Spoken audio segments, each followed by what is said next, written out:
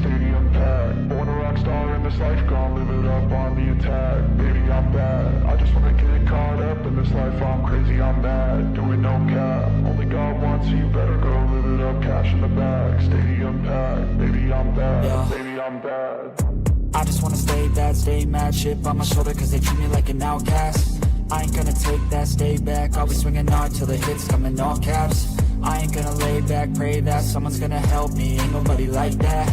I ain't gonna wait, that's all fact, give me one shot and I'll never get the throne back. I'm sick of being cautious, I'ma go cause some pain, can't stop this. I'ma steal everybody's lane, call it shoplift. Sick of hearing everyone complain when they thoughtless. Taste the pain, it's like candy canes. It makes me go change into a better frame, into a better name. Society's insane, we all live for fame, yeah. Cash in the bag, stadium packed. Born a rock star in this life, gonna live it up on the attack. Baby, I'm bad, I just wanna get caught up in this life. I'm crazy, I'm mad, do it no cap. Only God wants you, better. We are live. What's happening? Good evening. Chillin'.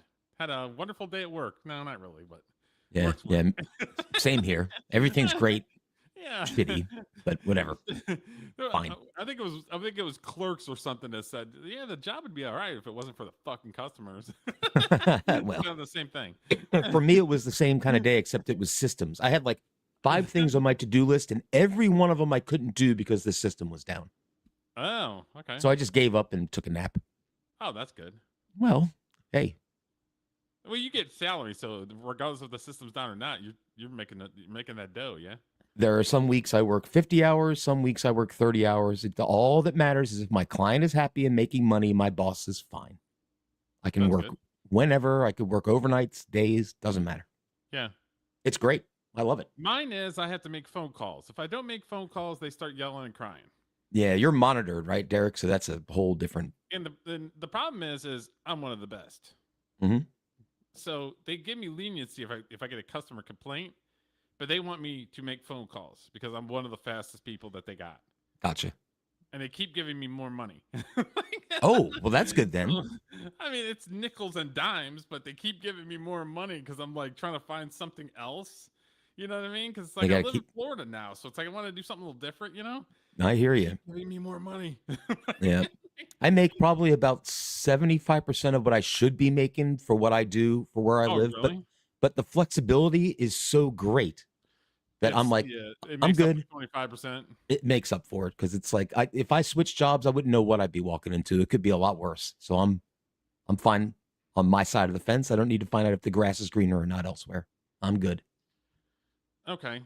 There was I'd seen like I think it was a radio program I was listening to. They were doing champs or chumps. Okay. So what they were doing is basically saying what for the week what they think was awesome and what for the week what they think was retarded. All right. So that's why I texted you. I was like, I don't know, we want to do like it's not gonna have no bumper, just by like a champs or chumps or something like that where it's like, and it can be anything. It doesn't necessarily have to be like music or movies related, you know? That'd be good. I'd like the name you are probably movie something related, but yeah. Well, I like the name that you just came up with. Awesome or retarded. Do you make a bumper for that? I'll try. I'll try. The retarded for me is the constant people that are online crying and whining, trying to spin some sort of narrative when it's like I'm a pretty headstrong person. Always have been. You can't slip very much past the goalie. Me. Gotcha. Because I have a bullshit detector. The good Lord gave me the biggest bullshit detector, and I know when you're lying to me. So when these people go online and it's very performative and it's just like, knock it off, dude. And, and people, I watch some sports shows, and some of the sports shows do that, where they're making a molehill and making it into a mile, like their biggest mountain ever. Sure. And it's like, you need to calm the fuck down to stop your crying. So yeah, that's the chump or the retarded for me. Oh, all right. Well, I'll go with off the top of my dome. Aaron Rodgers was on the Pat McAfee show, and he was roasting Tony Fauci, and he was roasting ESPN for hiding the Okay, do you know the Mike Vrabel, Diana Rossini thing where Diana Rossini is a sports reporter for ESPN, and apparently she was banging the coach of the New England Patriots. Yes, and they have it on. And they don't have her on video banging, but there's a lot of video of them hanging out.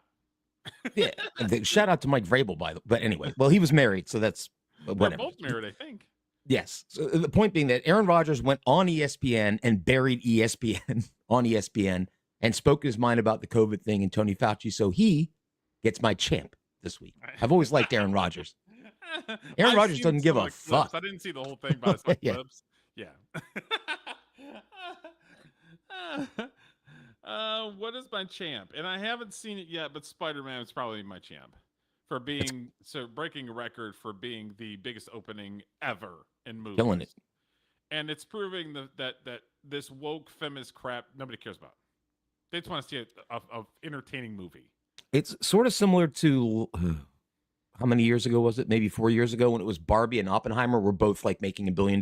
Now we've got Odyssey and Spider-Man are at the same time, just crushing it. And it's like it's people want to see a good story. They want to be entertained. They don't want to be preached to. Because my girlfriend works, and it's like I don't want to bring home work and listen to I have to listen to customers for my job. I don't want to be at home listening to the same garbage. Mm-hmm. Yeah, my girlfriend saw the Spider-Man movie and she said it was amazing. But she's all about the Marvel stuff and I'm not. So she's trying to explain to me the plot with time jumps and I'm like, I don't know what the fuck you're talking about. I'm glad you enjoyed it, but I got nothing. I got nothing, hun. I got nothing. No, that's why I'm reluctant to watch any new Marvel movie because I've only watched Doctor Strange 2. I've watched that. And I watched the 3 Iron Man films. Other than that, I've seen none of them. And I feel like I would be completely lost if I jumped into a new one. Yeah, and I don't feel like watching.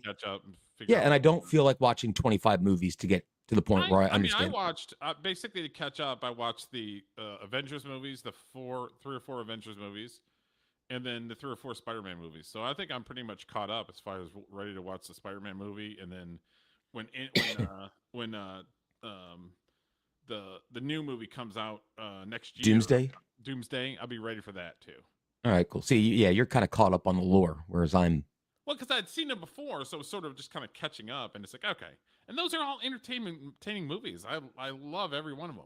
You know what I mean? I'd go see, at least for me, I know Superman, Batman, Spider-Man. That's my level of comic book stuff. Basically, I'll go see those. But when you get into I don't know who's these other Doomsday, who's that? Doomsday is one of the main villains.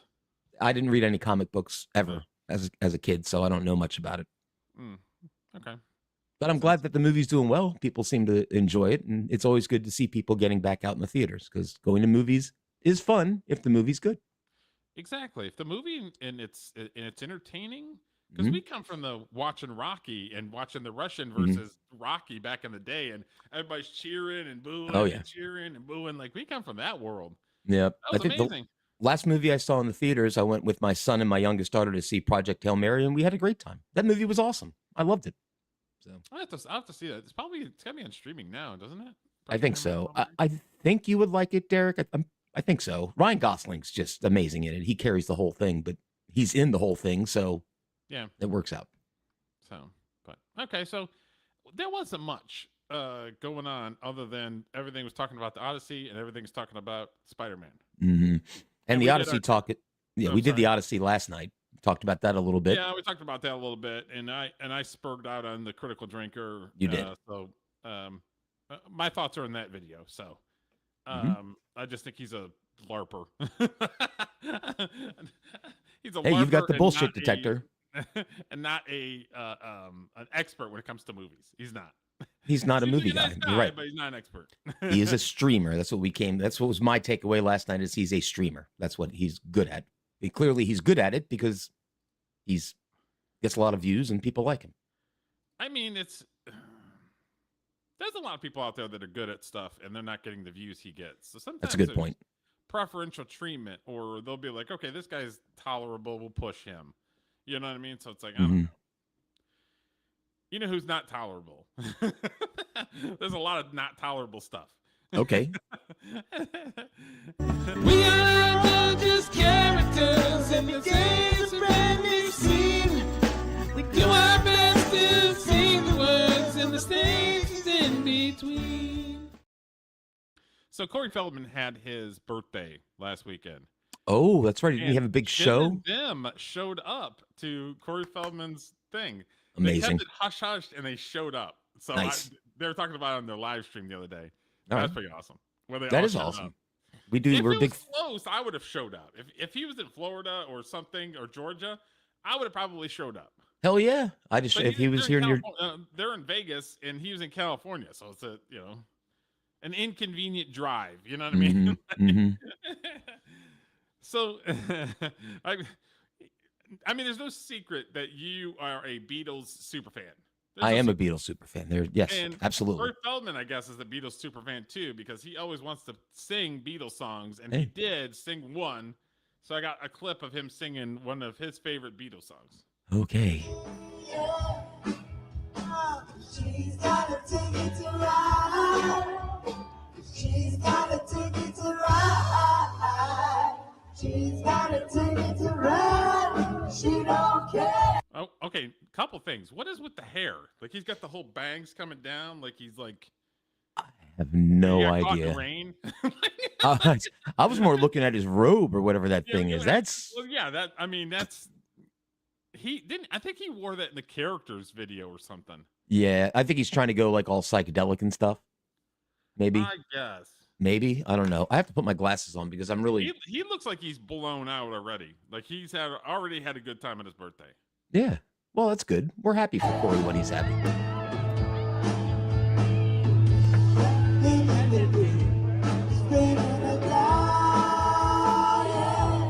He's not doing a bad job. It's not terrible. I mean, it's one of those things where like the Beatles are the filet mignon, and then you got people that try to sing Beatles stuff, and it's just like I'm gonna hate it just about every time. And I'm not a super fan of the Beatles, but when it comes to their hits, I kind of you need to simmer down, dude. You're not you're not Paul McCartney or.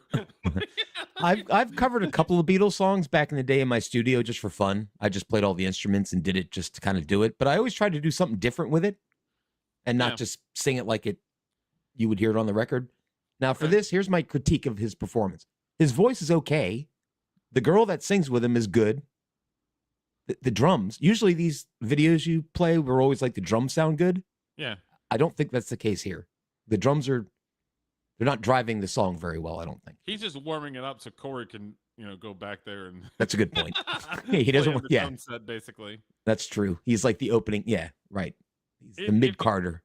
Okay, so if you back this up, and there's people that are like in his maybe family or friends or something, like this guitar player does not seem inspired at all. He's just like, is the gig? Are we almost fucking done yet? Like he is not inspired. And same thing with the drum. The drum is just like. Yeah, that's what I was saying. They're like, it's lackadaisical sounding. Yeah. So it's kind of like, I don't know if they were just having too many adult beverages before they started playing, or they're just not into it. Maybe. My guess is they're not into it, and they're just there for a paycheck. Well, that ain't right. You got to be into it when you play. Go up there and have fun. What's the matter with these people? The very last daysicle. But what caught my attention is this was a funny clip, and I was like, okay, we're gonna play this for the show. What caught my attention was the comments. You have these tattletales that do nothing but cup Corey Feldman's balls in the comments. Yep. I am sure you know, but some of your least favorite people were in the show. Please don't shoot the messenger. Corey Feldman's like, we know, we allowed it. Hey, good for him. So maybe Corey Feldman is loosening the fuck up and understand that he's just being roasted. It's like I think he takes the shit a little bit too seriously. Do you think there are more Corey Feldman fans from his fandom, which is basically 50 and 60-year-old white women, as opposed to the amount of fans he gets from Jim and them and all the coverage from channels like Dancing with Ghosts, Jim and them? Okay, so this right here, there's probably 100 people, maybe 200 people? Yeah. Something like that? Yeah. I guarantee you, and Jim and them on their podcast, on their show, go check them out, Jim and them, they talked about that when they walked in, there was a bunch of filth pigs that are like, Jim and them's here. So the people that were there that didn't know that Jim and them were gonna show up were fans of Jim and them. So it's like, come on, there has to be at least a quarter, if not half, of those people are fans of probably both. They like How the many? fact that they roast Corey, but then they like some of his songs or something. I can't speak for that, you know. Yeah, I think about 70% of any Corey Feldman concert audience is there ironically, not because they actually like Corey Feldman's music, but they like Corey Feldman's lore on the internet. Yes. So, but it's good if he's just like, screw it. It's a paying customer. Who cares? Let him come and maybe I can win him over if he does a good job. I just think that Corey needs to loosen the fuck up. I agree. Well, it looks like he let Jim and them in there. So apparently one of the he people has. was like, I would have to have them removed after the pain that you caused, or that you said that they caused. You're obviously a forgiving guy. It's ridiculous. Like, what kind of freaking loser does that? And if you look at the guy's picture, the guy looks like he's like in the 60s with a Grizzly Adam fucking beard. Yeah, I don't know. He shaved the beard off. They're just trying to. They're simping on Corey. Yeah, because if you don't simp on him and say, "Hey Corey, you sucked right on this one," he'll block you. Yeah. Well, the other option is just to not engage with him whatsoever and laugh at his videos, which is kind of what Jim and them do. Somebody says the devil's music. You really need to find Jesus Christ. Oh wow. She's literally warning people about the devil's controlling Hollywood. Maybe you should open your ears. That's the music. That's what Corey Feldman said. It's not like they're doing Helter Skelter. They're singing Ticket to Ride. How's that devil's music?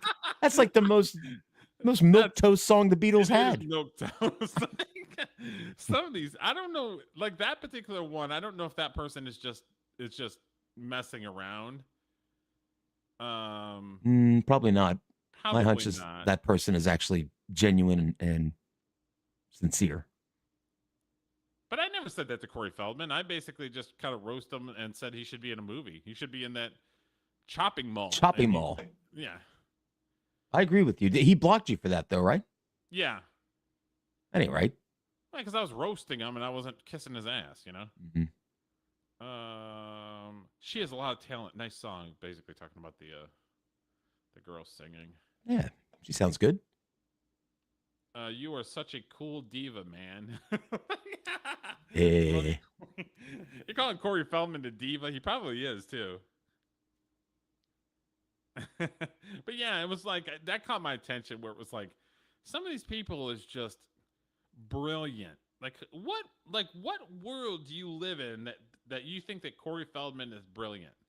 This is somebody trying to cup his balls so that somehow that Corey Feldman basically hires her. I think from what I've heard, singer or choreographer. Yeah, for the 15 seconds that we've listened to, I would say that this is a serviceable cover. It is not offending me, and believe me, I get offended by Beatles covers if they're bad. So he's doing that triggered. No, he's okay. It's fine. The band is kind of letting him down, I think, in this case. Yeah, they're just the girl that's singing with him, she seems like she's on stage and wants to be there, but yeah, she's the doing. Musicians are just kind of like, when is it over? Yeah. Is Corey's goulash in the back.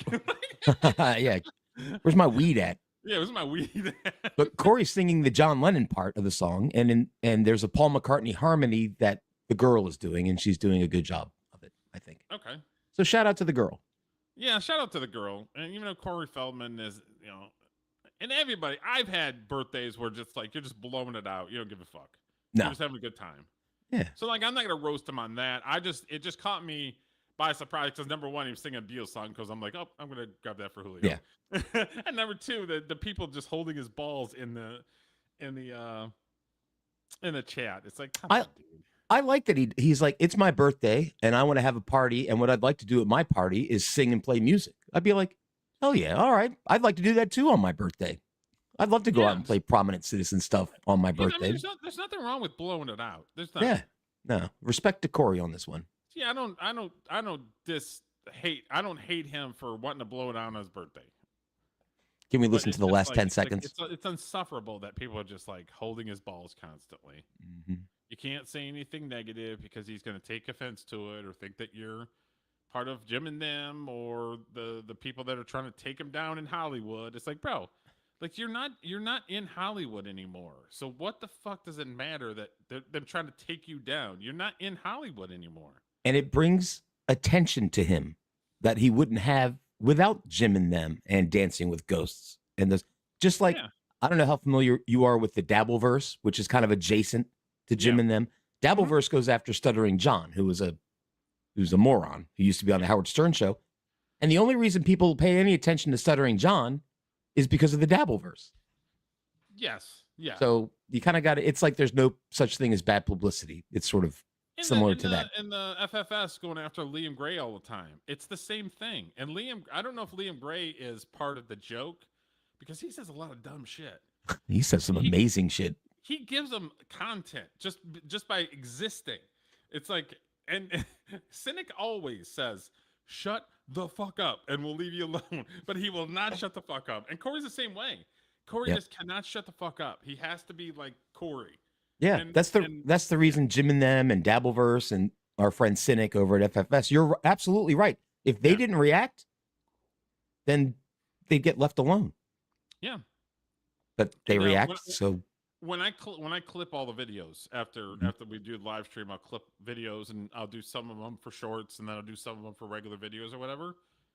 The Corey Feldman stuff is the best stuff on our channel by far. Sure. People care about Corey Feldman and what he's doing. It's weird like that, but it is. He's always interesting. Yeah. That's why. And a lot of people, if they're older, they don't have Instagram. They don't have X. Believe me. So it's like a lot of times when you're following this, they're watching it because they don't have X or they don't have Instagram or whatever it is. You know what I mean? This few that Corey likes going on. I just started an Instagram account about 5 months ago for my ex band, right? Yeah. And that's the only reason I ever used it, and I have no clue. But now I'm dating somebody who's 15 years younger than me, and she's sending me reels, and I'm like, I guess I got to figure this out. So I figured it out. I'm like, it's a weird way to communicate because I don't like it because I would rather just text her something from me. Yeah. As opposed to send her something that is sort of like what I want to say, written by somebody else. But I don't know. I'm learning. I guess. Yeah. So yeah, that's our Corey of the day. Oh. We are just characters in the game's brand new scene. We do our best to sing the words and the stages in between. Okay, so this next one is a Rick Beato video. Oh, I did 7 minutes, and I thought it would be like what he's talking about is a good conversation piece. Mm-hmm. So I was like, we're gonna watch it. It's 7 minutes, but what he's talking about, I was like, there's a lot of stuff that we can actually talk about with this. I listened to this video in my car on Saturday, so I'm glad that you picked it. It's a good video, sure, and we love Rick Beato. He's awesome. Yeah. I'm sitting in this park in Salzburg, Austria. It's a beautiful day today. Tons of people walking in the park, riding bicycles, out for their afternoon activities. But one thing I don't see, even though we're in the birthplace of Mozart, is anyone sitting out here playing with an acoustic guitar. To be fair, if I was in Atlanta now and I went to Piedmont Park or some other park, I would probably not see anyone sitting out with an acoustic guitar either. This was something that I did regularly, and any of my friends that played guitar would do back when I was growing up in the 1970s. I would walk from my parents' house to a park like Parrington Park, which is probably, I don't know, half a mile, 3/4 of a mile from our house, with my guitar in hand, up through town, down the canal path, take my guitar out of the case, find a good spot on a hill, just like I am here, on a really cool hill, break the guitar out, start practicing, play songs. So do you think it's because people are self-conscious and they're worried about what people think if they're not hitting the correct notes or whatever it is? Or do you think that people are just so... they got the phone strapped to their ass, and that's all that matters? I think you nailed both of that. I think people are far more worried nowadays about what other people think of them than they used to be back when I was younger. And I think that's Yeah. part of it. And part of that ties into what you said, that it's the phone. It's fun. Like I'm on like a workout kick later, and I'm going to parks twice a week and like hiking 1.5 miles and stuff like that.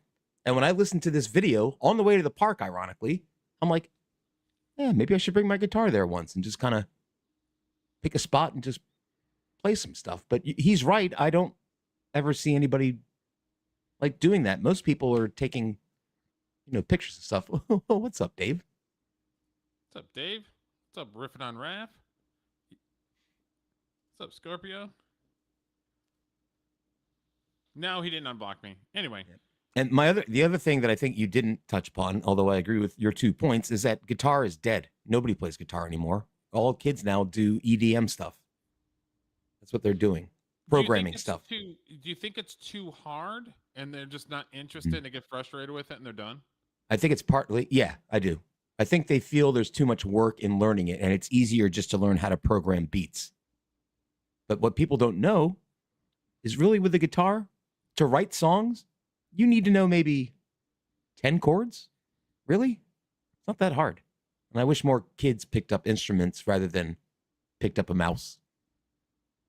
And it's one of those things where it's like, I'm kind of like, I can relate to what he's doing. I've been to historical locations. I've been to certain places that have that feel to it. When you go to Motown USA in Detroit, where all the hits were made from Motown Records. Sure. You walk in Studio A and you can just feel it. You can just, there's something in the air that you just feel.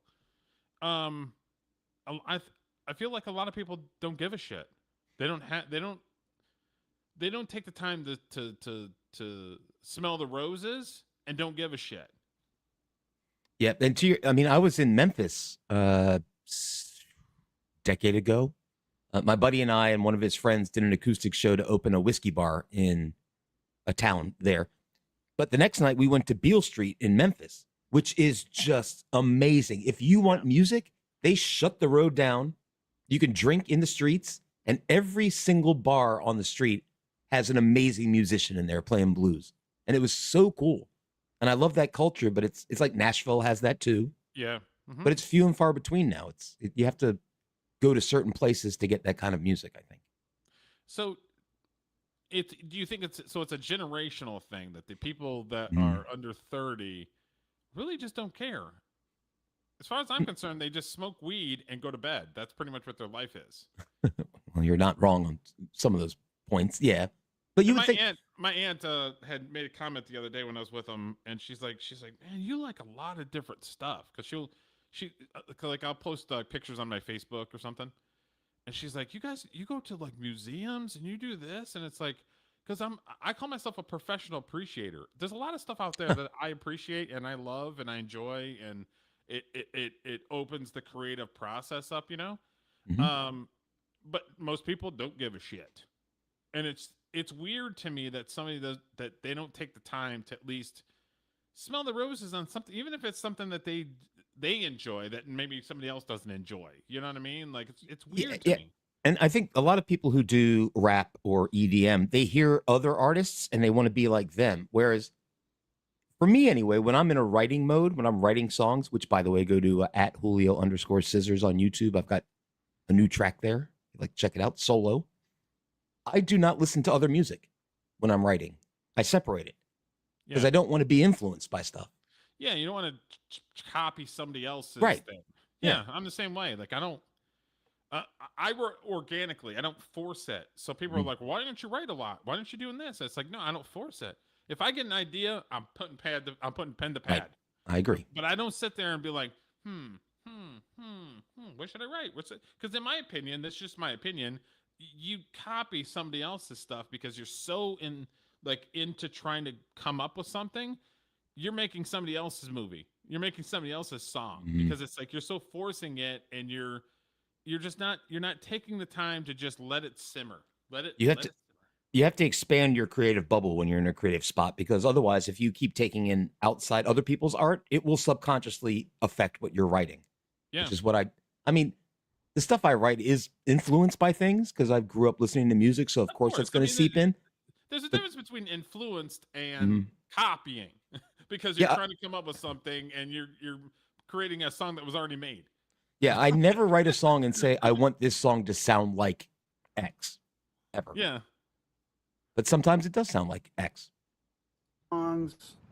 A lot of times people would walk by, they'd come over, they would request songs, sit down, they would sing, we'd sing together. I mean, it's the And same then thing next thing with you know- just being when we were little kids. It's like you wanted to play baseball. There's somebody over here. So you want to play? You want to play baseball? I don't think that happens anymore. I don't think little kids go up to other little kids and ask them if they want to play baseball. No, they go, you want to get online and play Call of Duty and say the N word to each other, which is awesome. But awesome. Someone else with an acoustic guitar would come over and sit down and join in. yeah, I would love that. Now, at that time, many of the things that you heard on the radio, songs that everyone knew, had acoustic guitars in them. Not only did they have acoustic guitars, but they had lyrics that everyone knew, and they had harmonies. And people were able to sing harmonies back then. Unlike the bands that I produced for years, where when it came time to do harmonies and songs, they would say things like, "We don't know how to do harmonies. How do you know how to do harmonies? That's amazing." How do you not know? What? Okay, I'm Now- gonna put it on pause. What do you mean? How do you not know how to do harmony? It's just, I don't have much more to say about it. It's so ridiculous to me. It's Like, you listen to a note being sung, and your brain, if you're any kind of musician, should say this note would sound good with that. It's simple. Listen to Beach Boys, Beatles. Yes, those are bands that had killer harmonies. Yeah. I don't want to say it's uneducated, but it seems like it's kind of like if somebody's asking that, then you need to learn a little bit more about the world and how it operates. Now, like Rick Beato's a musician, so of course he feels this way. If you're not a musician, I get it. It'd be like when you talk about movies, and sometimes you go, I don't understand why people don't understand this. And the reason is because they're not movie makers. So why would they? Yeah. You don't wake up knowing this stuff out of nowhere. You have to. Not true. I just get irritated at the people that are LARPers that pretend they know. That's what our fucking stream was about yesterday. Yeah, true. That's true. Well, could it be that there's very little acoustic guitar or songs that are played with acoustic guitars that are popular? Well, there's people like Ed Sheeran, Phoebe Bridgers, Zach Bryan, Billy Strings that can fill arenas and play their songs on acoustic guitar. People sing along. I mean, Ed Sheeran could be out here sitting in this park playing guitar, but most of the people I see, not here, but in the States, they're wearing earbuds and they're That's looking true. at their phones. Yep, I guess Derek I'm nailed looking it. at my phone right now because that's what I'm filming it on. Good point. But I'm not doing it with earbuds. Another thing is that most people don't know the same songs anymore because of algorithms. No two teenagers are living in the same that's universe. True. If I just, I don't know, if I want to pull up the weather, maybe there's storms coming in. I'll pull up the weather, and then I get a bunch of different like channels about the weather when it's like all I did was just pulled up one. Yeah. You get WeatherBug, weather.com, NOAA. I'm like, So I just want. can understand where somebody likes a particular person, and they're going to get plowed with a million different songs from that same person. So I understand it, but it's still the part I don't understand is expanding your horizons, experiencing something that maybe you don't know, or maybe you never thought that you would have thought that you would have liked. Yep. People I are so agree. close-minded, and it's like, what? Huh?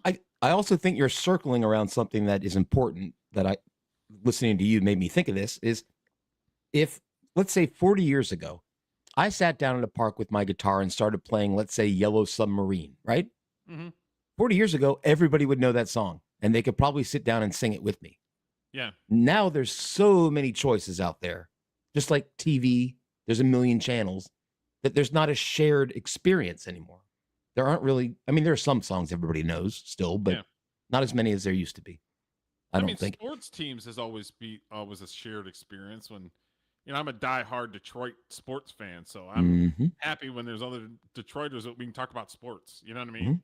Like 2 weeks ago, I went to Lakeland and watched the Lakeland Flying Tigers, Oh, and nice. I was talking with a bunch of Metro Detroiters that all came from Florida. I'm like, yeah, that's what I'm talking about. Is that It's my a minor people. league? Is that a minor Yeah, league it's team? a single A baseball. Yeah, Are they affiliated with the Tigers? yeah. The Flying Tigers are Oh, a single A nice. affiliate for the Oh, that's Detroit cool. Tigers. Yeah, yeah. So. They literally could be sitting on benches next to each other with their earbuds on, and they're hearing completely different music. They're in their own worlds, essentially. The phone is a mirror that they are looking into. It's who you are, but even more so. I didn't even know what that means. There Which is is no sad about that. monoculture. No one knows the same songs anymore, which is part of the See, problem. that's why what no I one said. can sing along. Yeah. I was just thinking that the only person that knows Ed Sheeran songs that I know is Ed Sheeran. Actually, I don't know Ed, but he's the only person that could be out here playing his songs. Same with John Mayer. If John Mayer was sitting here, I mean, who can really play John Mayer songs? Some of them are so hard to play. You can't just sit down. It's not like John Denver. John Mayer and John Denver are in two different universes, you know? It's kind of like people don't really play Joni Mitchell songs because they don't know the tunings of them. You know, historically, this has been going on for a while. If you think of bands like Korn or Limp Bizkit or whoever, go back to any of the new metal bands. It's not like you're sitting out here playing 7-string acoustic guitar and drop A.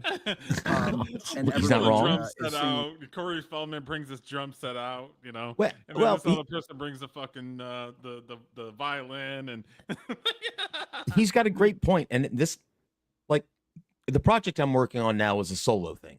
I cannot do what my band did because I lost the bandmate that did the production and drums. Mhm. So I told myself I'm going to go Bob Dylan mode or Nick Drake mode. I'm going to write words. It's going to be acoustic.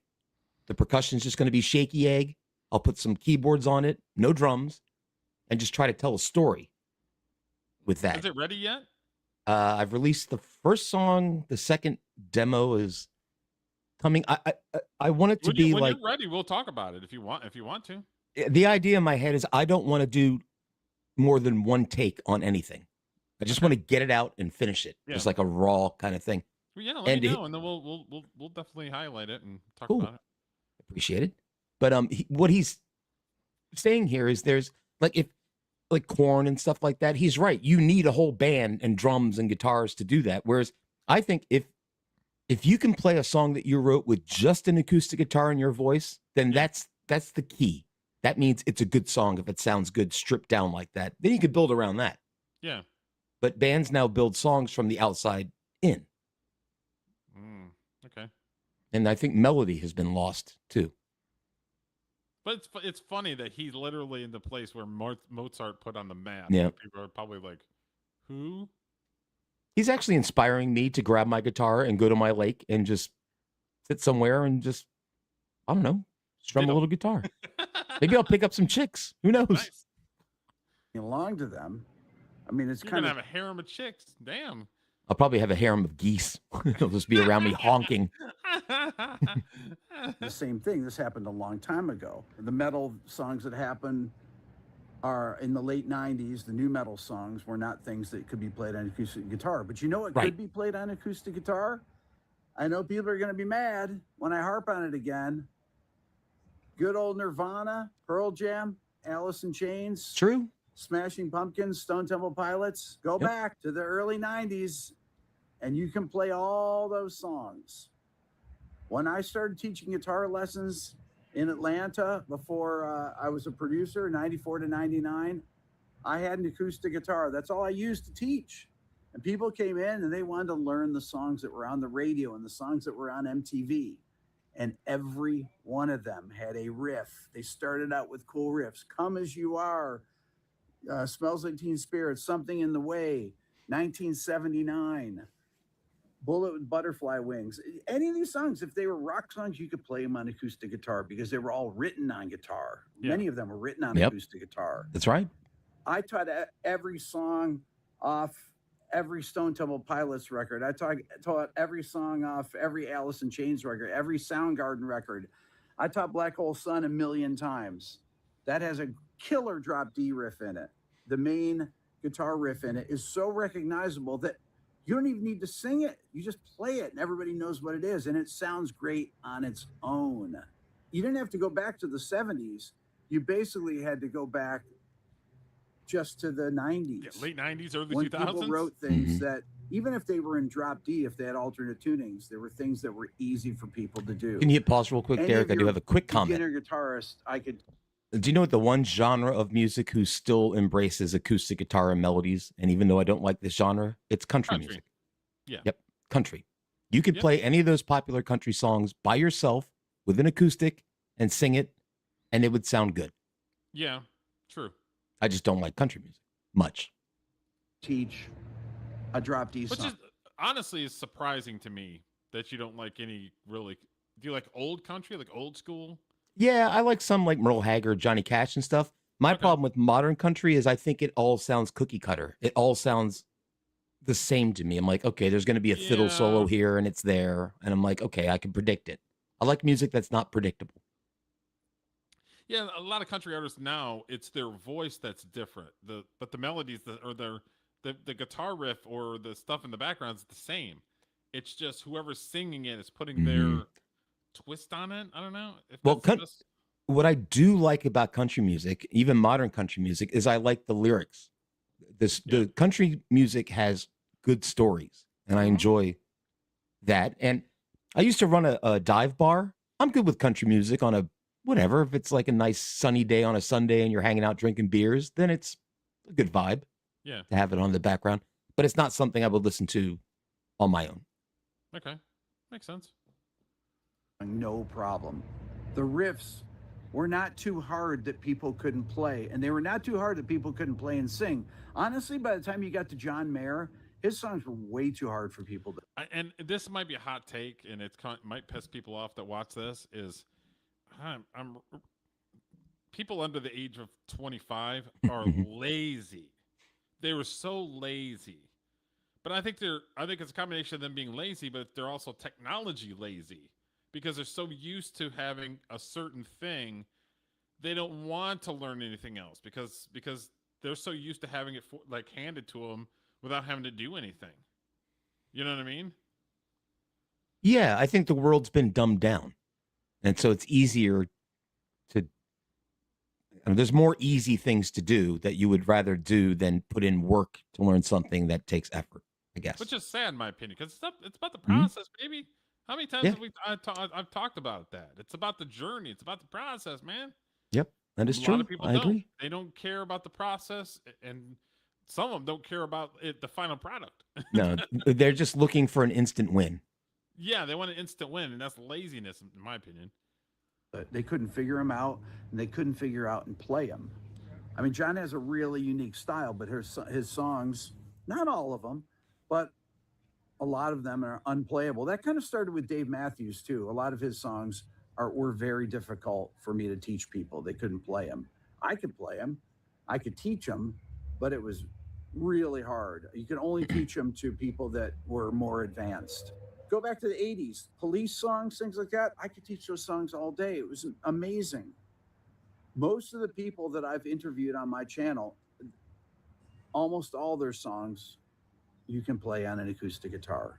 Now, when I started the video, I must say that I said that we're in the birthplace of Mozart, as if that's a reason you should break out an acoustic guitar.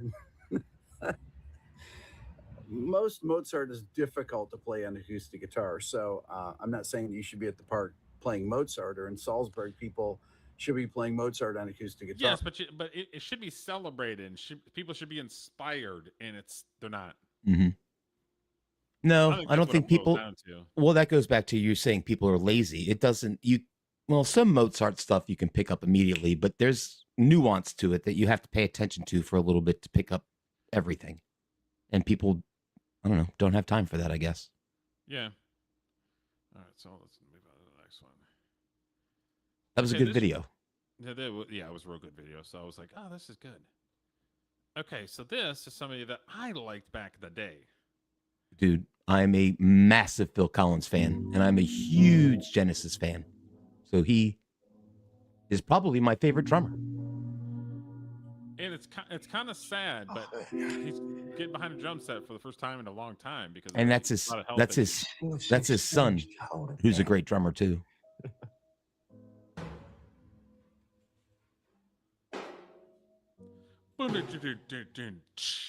Hell yeah. It's one of the most iconic drum fills of all time. Yeah.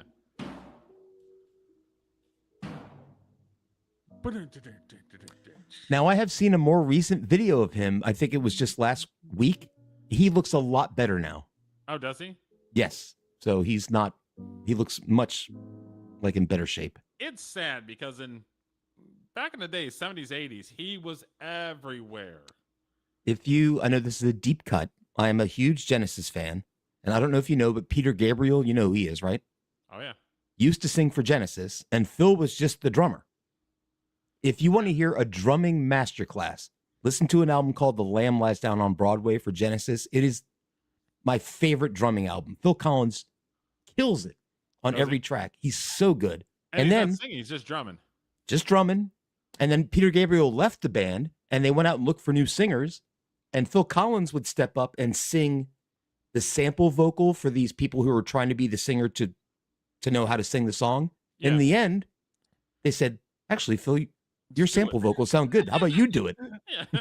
And that's why he wound up front. Yeah. Being the lead singer for Genesis. And then you got Land of Confusion, Invisible Touch, all these great, hits. But he's so good. I love Phil Collins. And listen, I know exactly what I feel him. He drank a lot and he had 3 divorces. That is what it does to you right there. Right there. Mm-hmm. But it's sad seeing people that you admire, struggling. You know what I mean? Yeah, but it's here. I'll put a little rainbow on the sad story. Is even though he can't play drums anymore because of his physical situation. Yeah. When he went out with Genesis on their last tour, they did one last tour, and he was out front like sitting because he can't really hop around anymore. Stand. Yeah. Yeah, but his son played drums back there behind him, and that must have been amazing for him to get to play with his son and stuff. Yeah. I think it's sweet. So, and he seems like a nice kid helping his dad and stuff. So, yeah. Yeah.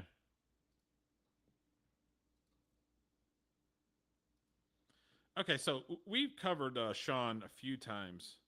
Mm-hmm. Yeah, he's bitching about AI all the time. Yes. This clip is interesting because he's talking about what he was paid on Lord of the Rings.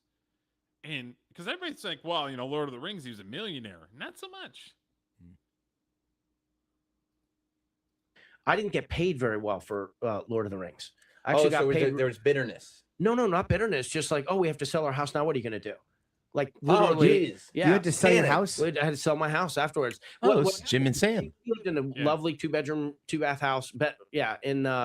In Sherman Oaks, in the flats. So, you can always see the helicopters, the police helicopters at night. But it was still a nice little backyard. And, we could have lived forever there and it would have been fine. But I wanted to get a bigger place. So we bought a house up in the hills with a view.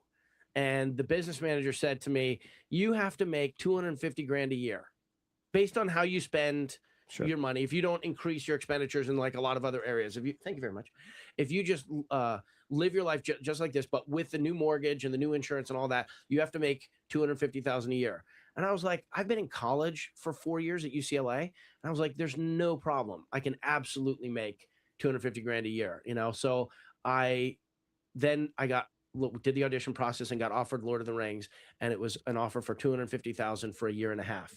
And I was like, wait a minute. My pen signed this contract, which obligated me to $250,000 a year. And now I'm going to sign this contract, which will make it so that I absolutely cannot satisfy that other thing. Yeah. So it was 70. And that's definitely a real thing. I would have run into stuff like that where you have to constantly be putting your name out there that you're available, like in LA.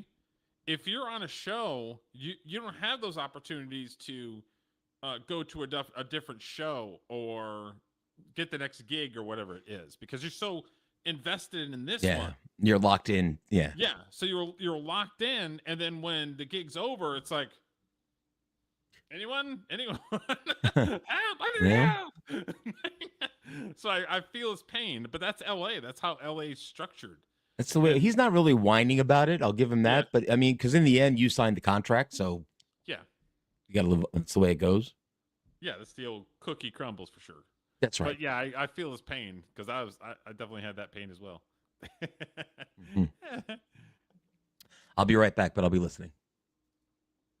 Okay, so this one is okay. So there is some little people that are on the internet that are ex-professional wrestlers, and then there are some actors that don't like Peter Dinklage because Peter Dinklage basically says, "Oh, I'm not a little person, I'm an actor."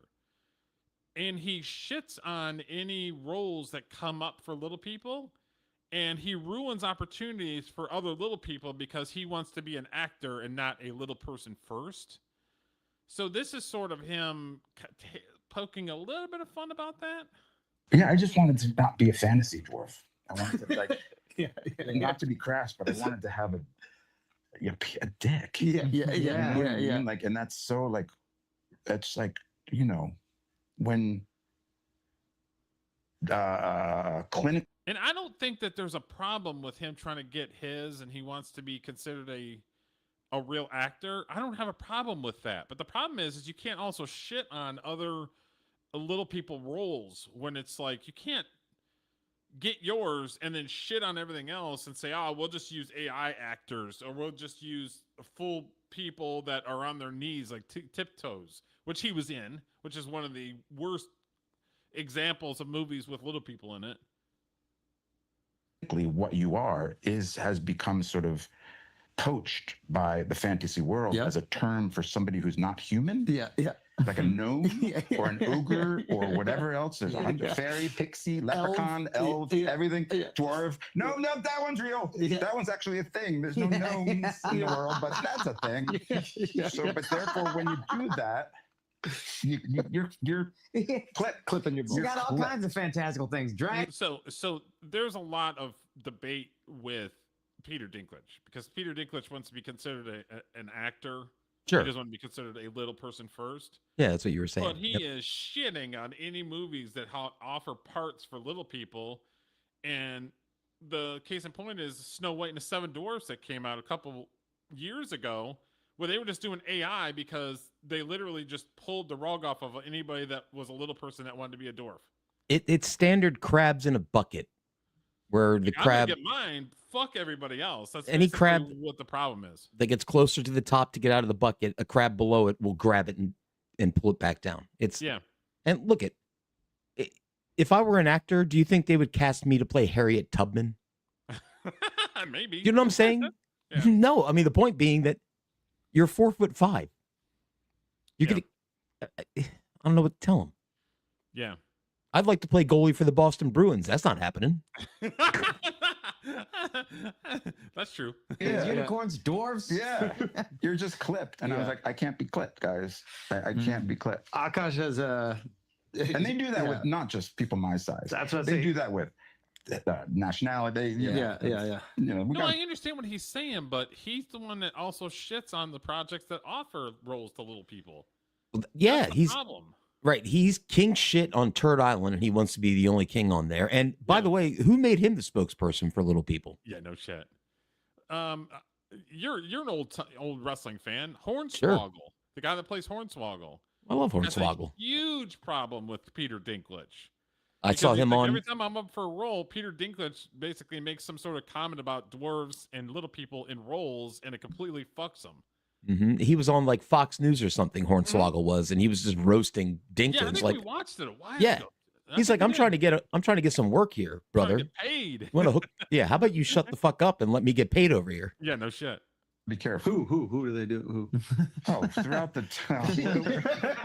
No, we're not talking about what we were talking about before. Every slave movie has black people in it for some fucking reason. Deal with that. Yeah. Anyway. Anywho. Well, it's I don't know, whatever. I mean, it's actually that guy's point is every slave movie has black people out in it is kind of accurate. Like you wouldn't make 12 Years a Slave, but cast white people as all the slaves. Black people would I'm get not a angry huge at fan it. of Andrew Schultz. I don't know why I'm not.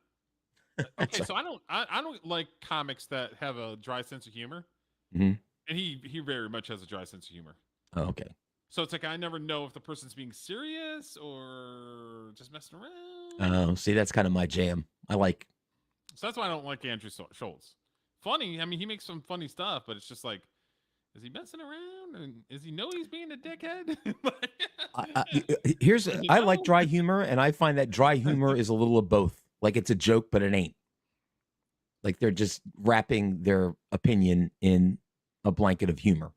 Yeah. Okay, so this one came out a few days ago. It's not. Oh, God. It's not hot off the press. Okay. Yep. So Tony Romo, who was the quarterback for the Dallas Cowboys, he's had concussions. He broke his back. He's broken all kinds of bones, his entire body. And he started doing broadcasting, so he's a color comment. He was a color commentator. Well, he's suspended football. now. Yeah. And he was coming back from some sort of golf outing, celebrity golf outing in I think it was Milwaukee. And the Popo pulled him over. So I've got about 3 or 4 different videos with him in different stages of the process. So we'll yuck it up. Deputy Core, Milwaukee County Sheriff's Office. Were you speaking on speaker back there? I was. I didn't even know you guys had one. So sorry. All right. Reason for my stop today. Yep. That was what you said. Yep. Gotcha. Reason for my stop today is the unsafe passing on the right, the lane Say deviation. it louder. I'm sorry. Unsafe passing on the right, cutting through past the core. Obviously, the core. Yes. It's the marked area. Gotcha. Where are you coming from? Well, I live in Dallas, so I came in to visit Grandpa, so we're here. I'm going to meet them, but I got the goal. You got the what? The goal, you said? Yeah. That's what it is for you cross it? Yep. Yes. I got Okay. what you're saying. You said And I you were crossed coming it. from Grandma and Grandpa? What did you say? It's really hard to hear you, dude. I can't hear you either. I'm Yeah, sorry. I know. We got to basically yell at He each should have other, said, right? wait a minute, let me get this straight. Okay, You're a all girl right. and you're a Where are you police coming officer? What? Hold Golf on. course. And I'm going to meet Grandma and Grandpa. Okay. All right. I'll take a driver's license from you. You got it. Okay, so this might be nitpicky, and I've seen it before though. It looks like there's an entrance to a get off the freeway just up here past this sign. I gotcha. Why she didn't just have him roll over there and then pull over like not on the freeway? Yeah, like maybe on the the exit. I agree. So in my opinion, that's a point for Tony because the officer was so hyped about stopping him. It's like, why don't you have him just go an extra couple feet and get the hell out of the way? Well, here, okay, so I'll defend the cop here. So she clearly put her lights on. He pulled over, and at this point, if she thinks he's drunk, she can't tell him to keep driving up a little more ways. Okay, Maybe. I know it's nitpicky. I think. But I don't know. Tony Romo looks all right to me. I get in the car with him. He's like, and we've watched videos before that people's like, Yeah. like, No, but is that a zombie or? Yeah. Unfortunately, I know how this story ends, and it doesn't end well for Tony Romo. It does not. Deputy Core. So I want to meet Grandma and Grandpa, and I passed the Gore, which is the place you're talking about that we traveled over. I got it. You're saying I went over the white line. What's a good phone number for you? What's your phone number? We trading numbers here? No, when you see All this, right. let me know. It's my dad's. No. What's your dad? The same last name? Yeah. So I got the same name. Okay. All right. Hang tight for me. All right. How many drinks have you had? You're coming from a golf course? I played in a golf tournament at Wisconsin State Amateur. Okay. So it's like a USGA event. Okay. All right. I'm going to run you through some fields. What's that mean? Field sobriety tests. Are you willing to take any field sobriety tests? Call my lawyer. I'm sorry? Do you want me to Now, I've never been part of this. Is that a good move or a bad move to decline the sobriety test? I got a DUI and I took the sobriety test because I was guilty. And I told the cop, "You got me." And I took responsibility for my actions. And I didn't call a fucking lawyer or follow any of these law two people go, "Oh, don't take the sobriety." If you've done something wrong and you get caught for it, you should have accountability and accept it. And that's what I did. I mean, every time I've been pulled over, it's like, okay, here's my license. Here's my, yeah, I screwed up. Right. Yeah. Right. Don't try and to then look at duck. your shit and then be like, oh, you haven't had a ticket in 10 years. Okay, here you go. Sure. Yeah. Just own your actions is what I'm saying. Yes, you're denying to step out of the vehicle pending field? I'm just going to call my lawyer. Okay, step out of the vehicle. Nope, step out of the vehicle. I'm not allowed to. Step out of the vehicle. So you're going to take me. Field sobriety test. I'm still allowed to call my lawyer, right? You're not. I'm not allowed Nope, to. step out of the vehicle. Wait a minute. Really? Oh, okay. 24 dispatch. 24. I'll take an additional 1017. He's I'm okay not doing stepping it. out of the vehicle for field. I'll do it. I'm just saying that I'm not allowed to call my lawyer. Any available squad and it's backward to southbound or back up to 417. I'm not allowed to. I'm You not are pending an OWI with an investigation. Operating while intoxicated. I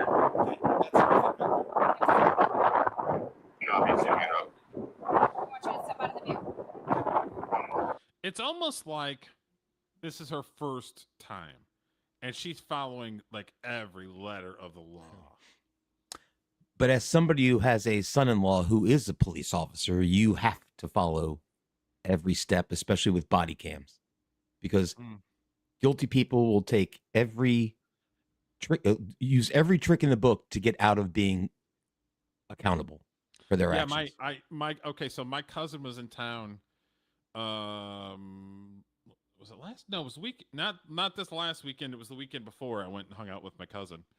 She lives in Colorado. She's a police officer.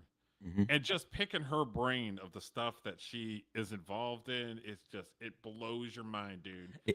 Yeah. She goes to schools and is one of those officers that talks to kids and holds kids accountable and makes sure they're going to their class and stuff. But Sure. she's also a detective. Oh. And she had stopped a kid wanting to shoot up the school. Oh my God. She stopped it before it happened because Wow. he had like all this like literature and all of these songs and like all of this stuff. It was insane. I'm just like, Lisa, how do you do it? Like, I would freaking want to punch a wall or something. I agree with you. I talked to my son-in-law. I'm like, you have to be a certain kind of somebody. You do. I could never do it because I just shoot a motherfucker. I'm like, well, you're guilty to me and you're being a pain in my ass, so let's just remove you from it takes society a real kind quick. of individual Yeah. to do that for sure. In Minecraft, I wouldn't actually do it. Peace and love. Peace and love. Yeah. 60, the subject is released to step out the field.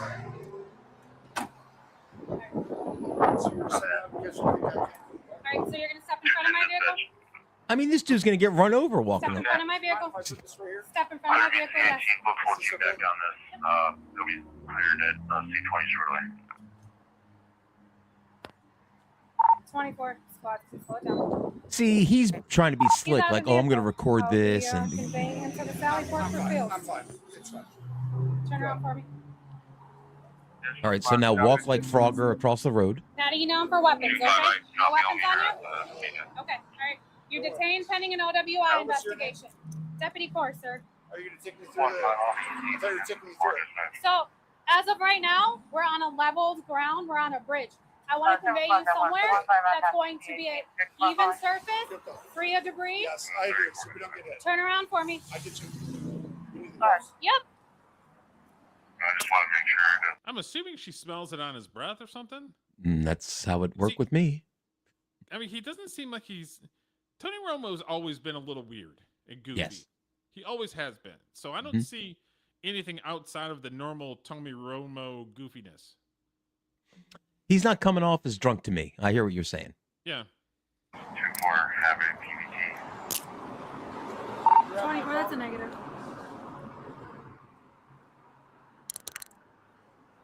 Actual fee. You can put me off in the jail. I have them.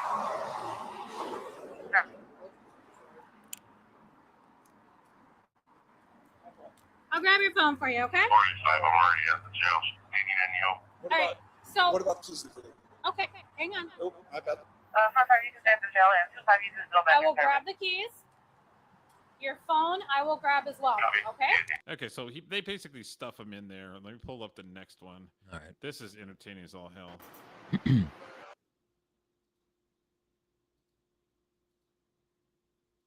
So they took him to the actual police department to do the tests. Sure.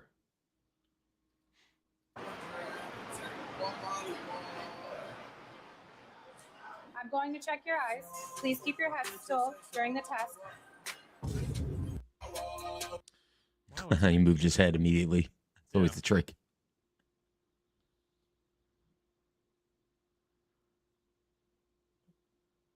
It's like, don't move your head.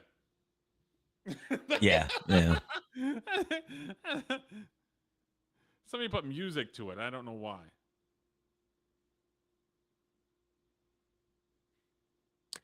Well, whatever. In the end, he'll get probation without it'll be PBJ, probation before judgment, and then he'll be fine in a year. It's very much possible, yeah. Assuming it's his first offense. Yeah. You should have known better. This we always come back to this. These millionaire athletes. I'm like, how about you just get a guy to drive you or call an Uber or something? Why would you put yourself at risk like this? You're gonna tell me that he wasn't making loot with the NFL? Really? Well, he's a commentator too. He's like a color analyst. He makes tons of money for Fox or CBS. Yeah. I'm going to check your. He did. Not anymore. He doesn't. Not anymore. They let him go. They basically said, "Yeah, we're good." So, how do you feel about that? Mr. Romo, do you mind if I read you something? If I Like a open the bed door, story? you're not going to try to get out, are you? If you let me get out, I'd love to stretch. But well, can't whatever technically you let want you. me to. So when he was doing when he was walking, he kept on stretching, and they're like, the lady's like, you need a minute? Are you hurting or something? And he's like, what? She's like, she says something about his back, like, do you have a hurt back or something? And he just looks at her like, I broke my back 2 times. She doesn't know who he is. Yeah. So it's like there was some moments where it was like, yes, the police officer's doing her job, but it was like she had no idea who this guy was. And then she's all like, what, do you have like a hurt back or something? He literally broke his back twice. That's It's why funny his to me. career is over. It's funny to me that a Dallas area cop would not know who Tony Romo was. No, this is not in Dallas. This is Oh. in like he was at a celebrity golf thing in like Green Bay or Milwaukee or whatever. Wisconsin or something. Yeah. Okay. Okay. I'll do. All right. Whatever you want. You've already won today, so whatever you want. Right, sir. So I have to read you the informing the Is accused. it possible for me to stand up while you do this, just to get up? I didn't have for a second. Okay. I'm sorry. I really have had 2 back surgeries. I'm not. Okay. joking. It's not a issue. All right. So how about this? I'll meet you halfway. I'll open the door. You can swing your legs out. That way you're a little more comfortable. Okay. That's good. Thank you so much. You are a taller individual, so I'm willing to work with you. Just stay seated, Yes, just like I that. It's because he's taller, not because he's had 2 back freaking breaks. Yeah. Is she not going to let me swing my legs around because I'm 5'9"? That's not fair. I'm just saying. I'm just saying she's exercising a little bit of authority that's not necessary. It's a little awkward. I agree. I have not heard him being in trouble with the law. Tony Romo? He was always just kind of the goofy, weirdo quarterback. I never heard him involved with law enforcement at all. You know what I mean? Well, there's always a first time, and here it is. And then they let him out of the car, and then he just Look at his workout. This is what he does. Opening that right hip and then whipping that left hip. That's where he gets all his power. Look at all the power. Maybe Look you at all can that. see golfers doing the same thing. And look at his workout. All right, sometimes AI is okay. I had to. I had to. That's fair. All right, so let me ask you one question about that. Do you think he should have been suspended from his job? No. I agree. Nope. Let the law take care of the law side. It won't affect his ability to do his job. Let me look up real quick. Tony Romo's arrest record. And see if it comes up with anything other than his DUI. My guess is going to be no. My guess is no.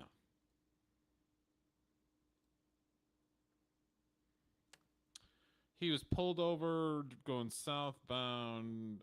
It's talking about all that stuff with the DUI.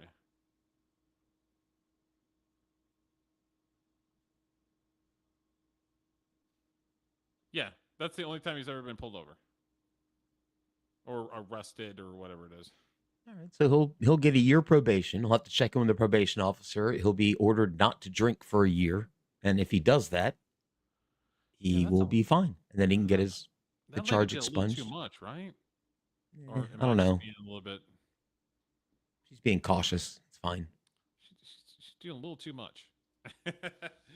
Okay, so this is Jason Aldean, and I understand that you're not a country guy. No. This guy's been doing country for a long time. Got a lot of hit songs. He came out with a song called "Only in a Small Town." Okay. And the video was in front of like a state building, and of course all the racist people are like, "Well, there was hangings at that place, and he's doing a music video standing in front of it." So there was a lot of this racist bullshit. Sure. About his music video, which is literally down the street from where he lives. It wasn't like he specially went to this place because it was like 5 states over. No, it's literally like down the street from where he lives. So he had people in his crew talking shit about it behind his back. So that's what he's talking about in this one. Everybody wants to be a headliner, but the problem is a lot of them only have 1 or 2 songs and think they can go out and carry an hour and a half or 2 hours of a show. And it's like, dude, you got 2 songs people really care about that they want to hear. I mean, I have a rule. I don't pay a ticket to go watch a concert unless I know 10 songs. Sure. Because I don't like going to a concert knowing 1 song. Yeah.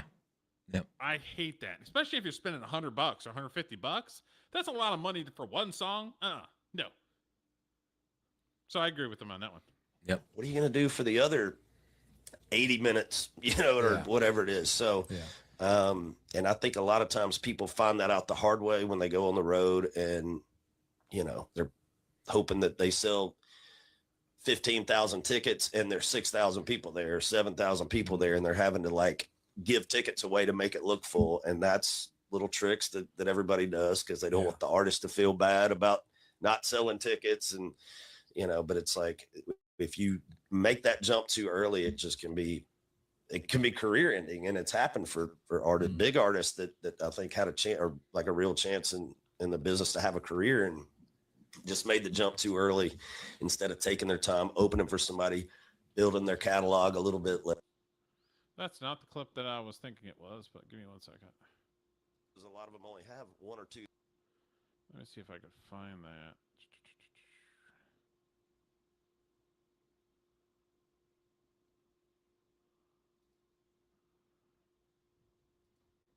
Kind of small town. And there were some people in our crew that found it okay to disrespect it and disrespect. Oh. Yeah. And you know what? And they no longer work for us. Well, and it's not even. Here's my issue. When you're riding around on a tour bus that I'm paying for you and paying their and bills. I'm feeding you 3 meals a day every day and a paycheck to pay your rent or whatever it is, and you're out there on those buses in our catering and you're bad mouthing me and our crew, like Yeah, You gotta go. You gotta sure. go. And again, that's a I've worked with people like that where they'll just be like, everything is wild, and then as soon as like everybody's gone, they're just like, this motherfucking place, I can't stand this place. Yeah. Julie over there is a piece of shit. Like I've worked with people like that. You know what I mean? Backstabbers. So I couldn't, like, especially if you're on the road, dude. Like I worked on a couple shows that we were on the road, and I love it. I love traveling and checking out new places and stuff. But some people just regret it and hate it, and they would just sit there and be like a sad sap and talk shit. And it's just like, man, you need to simmer down right now. Like, well, I mean, being somebody who you're disrespecting my vibe here. That's right. Yep, I agree.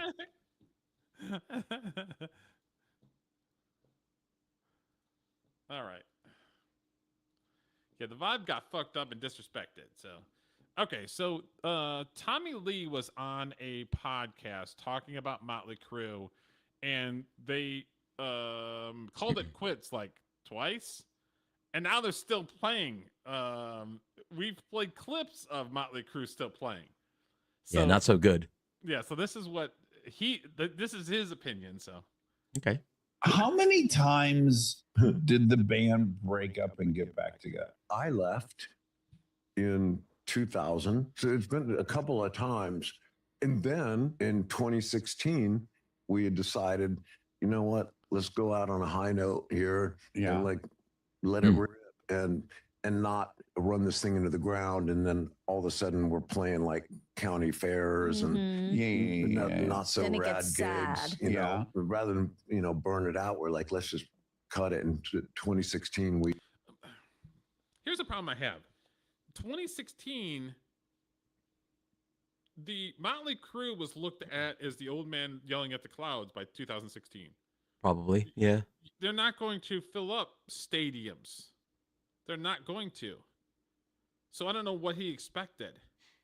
Well, what he predicted happened because I actually saw Motley Crue with Poison, God help me, at a county fairground in about 20. Poison, baby. Yeah, around 2020. It was a good show, actually. Okay. But they were playing county fairground.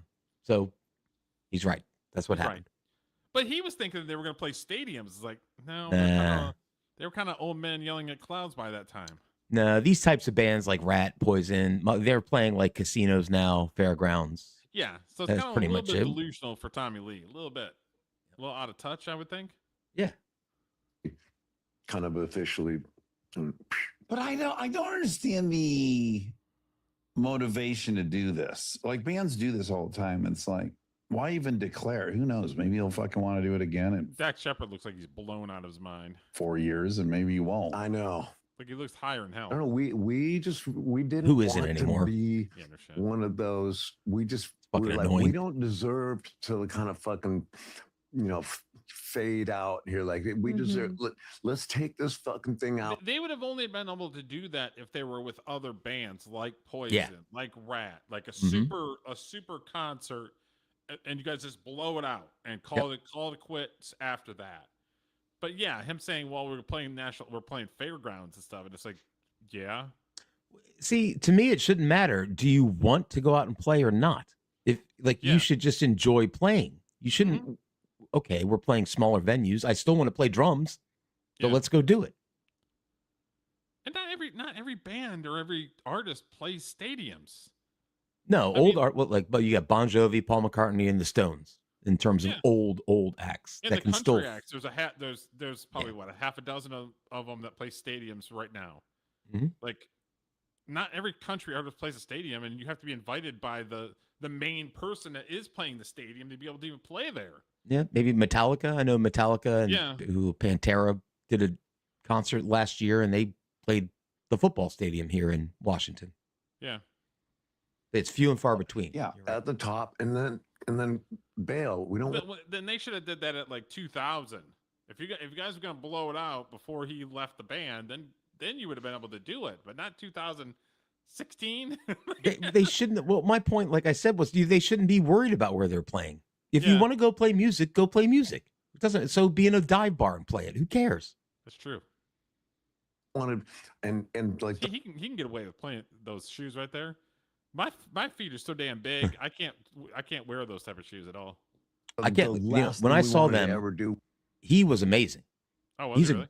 great drummer. He did a drum solo, and his drum set spun around like on a gyroscope, and he grabbed a girl out of the crowd to sit on his lap while he did it. She got like a little seatbelt on her. Oh, and he's really? playing this drum solo, and the drum solo is like flipping. It was wild, dude. It was amazing. Could you imagine being blown out as far as like drunk? They were good though. I Good like Molly. Lord. Yeah. Was be those another one of those bands that like, oh, they got back together. Right. Yeah. Reunited for Yeah. another. And they're playing at a tractor pole. Guess what? They did that already. Yep. It's like they're predicting the future. We, Yeah. we were just like, no, let's make it official. And like I've been to tractor pulls. There was never bands there that were like headliners. Come on. Well, with old bands like this, the only thing that matters is can the singer still sing? Because generally the guys who play the instruments can still play their instruments. Yeah. It's if your singer, like with Motley Crue's, with Vince Neil, he just can't sing anymore. And that kills the whole vibe. Mm-hmm. Behind this whole thing. You're never allowed to perform as the band outside of the band, right? Yes. Yeah, that part's cool. That is I think cool. that's right. Yeah. But I think you guys might have assessed your future. Yeah. There's no reason you're not Metallica. Yeah, right. There's no reason you're going to dwindle into the county fair. Yeah, I don't know. There was some weird fear we had. And I think we all enjoy. Their main audience are the people that go to county fairs. Yeah. Right. So, White what are we white talking trash. about? Right. What his fans are not white trash. The same people that were at the Kid Rock concert. Yeah, those are the same fans. And in general, they're loyal and they will show up. I mean, Kid Rock's he blew it out and the place was fucking packed, but it wasn't a stadium. Hey, but their money's green too. Yeah. Take it. Did want to like go out on a high note. Too, Yeah. You know, Like makes honor the sense. band in a way. Yeah.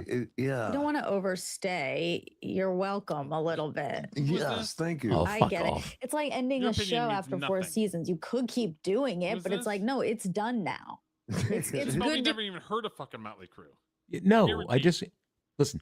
Tommy Lee is already a legend because he banged Pam Anderson on his boat and basically drove his boat with his dick and got it on film. Yeah.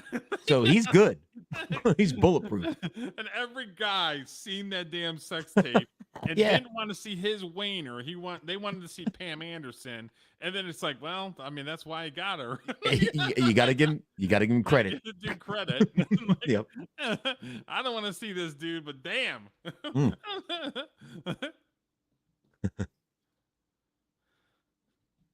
Okay, so I'm not much of a fisherman. I don't know. I'm too much of a city boy. But Okay. people love to fish. They love to just get out there and handle it. Sure. Okay, so there is a band that two country guys called Florida Georgia Line. I know them. They broke up, and then they're coming back together starting next year. Okay. He was out fishing and hooked. His hook got caught in his hair. His wife has to fish the hook out of his head. Ah. Yep, that's me. You're probably wondering how I ended up in this situation. Is it bleeding, Mom? Probably not bleeding a lot, but it might bleed a little. Just gotta get my bearings here, okay? Are there any tricks to this? Jesus, that's lodged in there. Dad, just don't think about it, Mom. Just gonna pull it right away. That's good advice, son. Kid's good. But as soon as that thing's pulled out, you're gonna be like, Well, the kid should give him like a shot of whiskey and a bullet to bite on. yeah, Just- no shit. Chew on I like this. the- Here's some whiskey. That's it. Where's Dave at? We need some of his bourbon. Yeah. You're doing great. You're so brave. I need a break. Like, you gotta give it to her. She's like, okay, I need a break. Should do a little bit of it. Okay. Yeah, yeah. Okay. Wives are good at this, generally speaking. Yeah. They have Does it no look fear like with it's this shit. close? Tell me when you're ready. No fear, but she doesn't want to see like her pulling out and there's just like brain matter squirting out. Why are they filming this? That's my I question. don't know. Yeah. Oh, we got it. Oh, those little barbs really hurt. That's crazy. So he went like this, and when he went like this, the shit caught him in the back. That's freaking nuts, dude. You don't. Whatever. I've gone fishing a few times, and I've always been taught it's your wrist. You don't go all the way back. You Boy. hit it up here and wham. Yeah. Well, it's nasty. I know that. Sucks, but good for Mrs. Whoever that is. Good for the wife. And shout out to the kid. Kid's like, how about you shut the fuck up? She's got this. Words of encouragement. Yep. That's Tyler Hubbard. So he's one half of Florida Georgia Line. Okay. We know who this is. Mr. Corey Harrison. He's talking about we had talked about it a couple weeks ago when we started watching some of his clips. Is Hardcore Pawn, which was shot in Detroit on 8 Mile. And he's talking about meeting them. My dad, mine, and my grandfather's name is all Rich, and your name is Les Gold. Hardcore Pawn was ratchet as hell. No, they found a formula that worked with us, and then they said, oh, well, every pawn shop could be like this. We always tried to make sure that we didn't put the pawn business in a bad light. Then here these fuckers come along. And yeah, they made it very clear that like we're only going to go so far, that they didn't want to disrespect the pawn because they didn't want to hurt somebody else's business. Because ultimately they still looked at it, even though they were on TV, is they still have a business to run. Like their reputation matters. I agree with his beef with Hardcore Pawn, to be honest with you. I agree with. I love the Harrison's show because you learn stuff. They always brought the experts in and you learn something. Hardcore Pawn was just straight ghetto trash. Yes, it was. Yes, it was. And I'm not gonna lie, I actually enjoyed as a change of pace. Oh, I watched it. I said I didn't watch it. In Michigan, so I'm from Michigan. Oh, that's right. The whole connection. Dogfights in the middle of a store. What do you have to pawn? Come on now, you don't have to pawn. You know what? My biggest beef with the whole Hardcore Pawn guys is I would never security wand with a metal detector my employees before they left the building. I mean, I could just never imagine having a job and where every day I was accused of stealing from my boss. I mean, I've worked at retail places. They had to do that. The manager would come over and frisk somebody because they kept stealing. Well, and there's a difference, I think, to where their pawn shop is, which I believe is Nevada, correct? It's in Vegas. And the other one's in Detroit. So, yeah. Little different there. Have you went by their shop? Their shop is right in between downtown and the old Vegas. I never thought to stop in there, but I probably passed it because I've been to Vegas a bunch of times. Okay. Were you guys ever in the same room at the same time? Like the guys from Hardcore Pawn tried to come take a tour of the shop. There was a big giant line out that they tried to skip the line. I'm like, nope. I told Antoine not to let him in the door. Mr. I always wondered that if they knew each other because they are pawn people. Do they know each other? And it seems like they just knew him because of the show. Yep. I thought it was funny where he's just like straight up like, nope. Nope. Nope.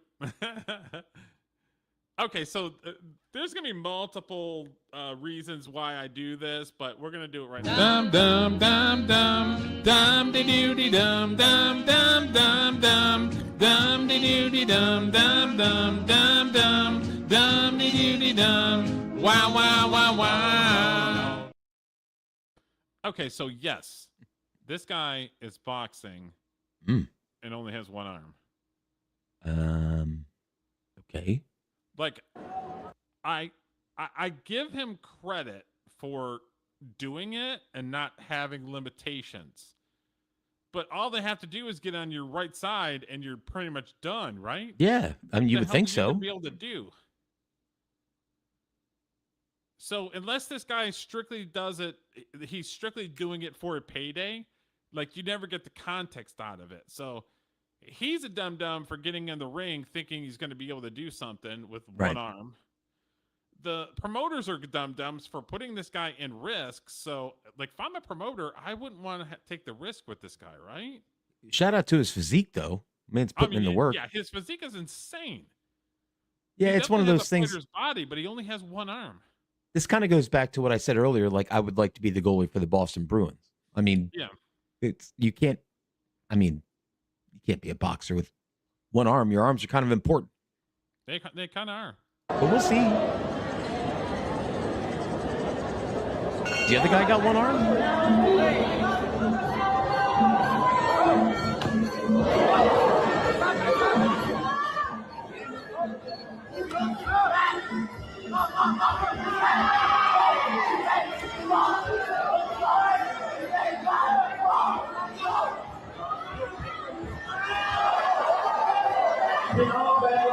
I mean, the only saving grace is the one guy only kicks with his right leg. He doesn't kick with his left leg. Yeah. So that's the only saving grace. So if he got matched up with somebody that kicks with their left hand, their left leg, he's screwed. He couldn't stop him. He wouldn't be able to stop it. This is all silly. Even if he tried to maneuver out of the way, it would still put him off balance. He still wouldn't be able to stop it. So it's kind of insane.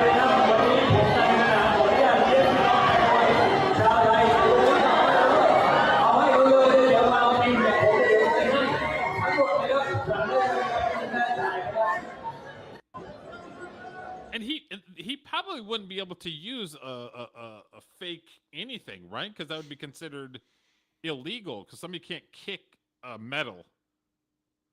You know what I mean? Yeah, I don't know what the rules are for one-armed boxers. I don't know if they have that in place, but I don't know.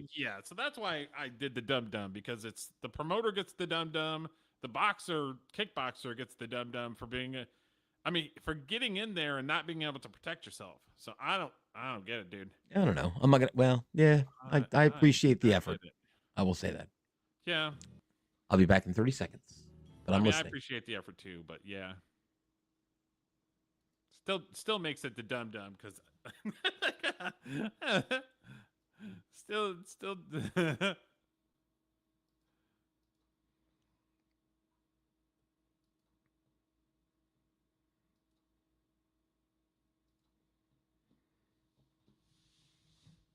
I just thought that was insane. One arm and you're supposed to be able to protect yourself. That's insane. That's absolutely insane. So this, just to kind of give some context when we're waiting for Julio, is there's a bunch of videos that are talking about they're bagging on millennials, but they're starting to come out with videos about what is Gen X and what is millennial, and she lists a bunch of stuff. So when Julio comes back, we're gonna have a conversation of some of the stuff that she lists that is quote unquote Gen X, and see if he agrees. Because I was like, okay, I kind of agree, I kind of agree, kind of disagree. So yeah, so as soon as he comes back, we'll get it blown out here. So go ahead and like and subscribe to the channel. Appreciate you guys hanging out.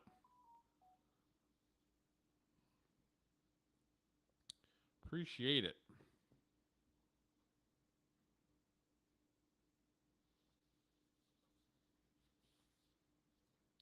And then we're doing, for our album of the week, we're doing the Cars for our album of the week. And then I've got one or two other videos that we're going to respond to.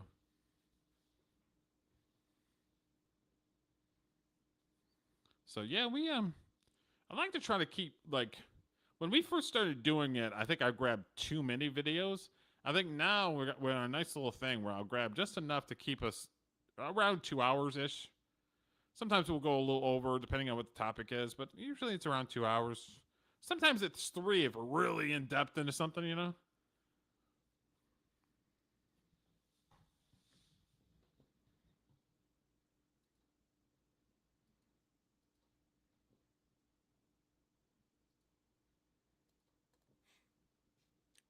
Okay, All right, so I heard we're getting into some Gen X stuff. Okay, so there's a bunch of videos about millennials, talking about millennial stuff. Mm-hmm. This girl's making a list of what is Gen X stuff. Okay. Are you considered Gen X? Mm-hmm. I am. I'm also considered Gen X. So she's making a list, and I wanted to get your opinion. Do you think that's Gen X or not? Okay, we'll see. Gen Z is dark and boomers are selfish, but nobody ever makes fun of Gen X on the internet, at least not enough. So I thought I would settle the score as a millennial. Okay, so nobody makes fun of Gen X because we're based and we know what we're talking about 90% of the time. Correct. This girl's trying too hard already. She is trying a little too hard. And don't shit on the boomers. A little bit. So exactly.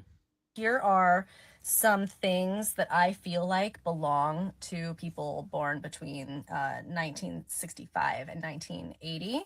And I printed it out on I didn't paper. realize that people in the late 60s are considered Gen X. Yeah, I'm 68, so I'm Gen X. Boomers usually end in 64. Gotcha. So that I could really get into the zone of like being a Gen Xer. Here we go. Your Here are mouth is things too that low. feel Gen X, but they get progressively less reasonable. What was that? I said her mouth looks too low on her head. Oh, yeah. It's got a weird face. Food courts, petitions, Okay, so food courts and petitions. Is that Gen X? No. There's still Yeah, food courts. What are you talking? No. Yeah, there's food courts in the 60s and the 50s. There's still food courts now if you go to malls. Yeah. But she's saying that it primarily was come up, like the concept was a Gen X concept. Maybe. I would say malls. Hanging out at the mall. That's very Gen X. I mean, because there was back in the day, there was service merchandise, and you could order stuff on Sears, the catalog of the book that was Sears or Hudson's or whatever it was. Okay. phrase bent out of shape. Nope. Rest in Bent out of shape. Did you ever use that? Nope. Don't get so bent out of shape. Sometimes I say that. She's making me bent out of shape. Breast implants, though. She's right about breast implants. That's a very 80s thing. That is a very 80s thing, yeah. So she's good there. plants, canned You should get food some. drives. Canned food drives? No. I don't No. think that originated in churches, right? The canned food drives? That or you go to the schools started doing them. Like I remember schools. going to high school and middle school, they were doing canned food drives. minor league ballpark. They'll have canned food drive night or whatever. Sure. Yeah. No, that's not 80s. Bumper stickers. No. This girl's trifling. I don't know. That was kind of 70s, 80s because like Shit Happens was on a bumper sticker, and that's very much 80s. I have seen a lot of people with bumper stickers all over their cars nowadays. It's usually leftists who have all these crazy ass bumper stickers. I've never been a bumper sticker guy. I don't think I've ever had one on my car. I don't think. I got a Redskins bumper sticker one once. sticker, and it says Gulf of America on it. I like that. That's good. Bumper stickers, tater tots, and to a lesser extent, potato chips.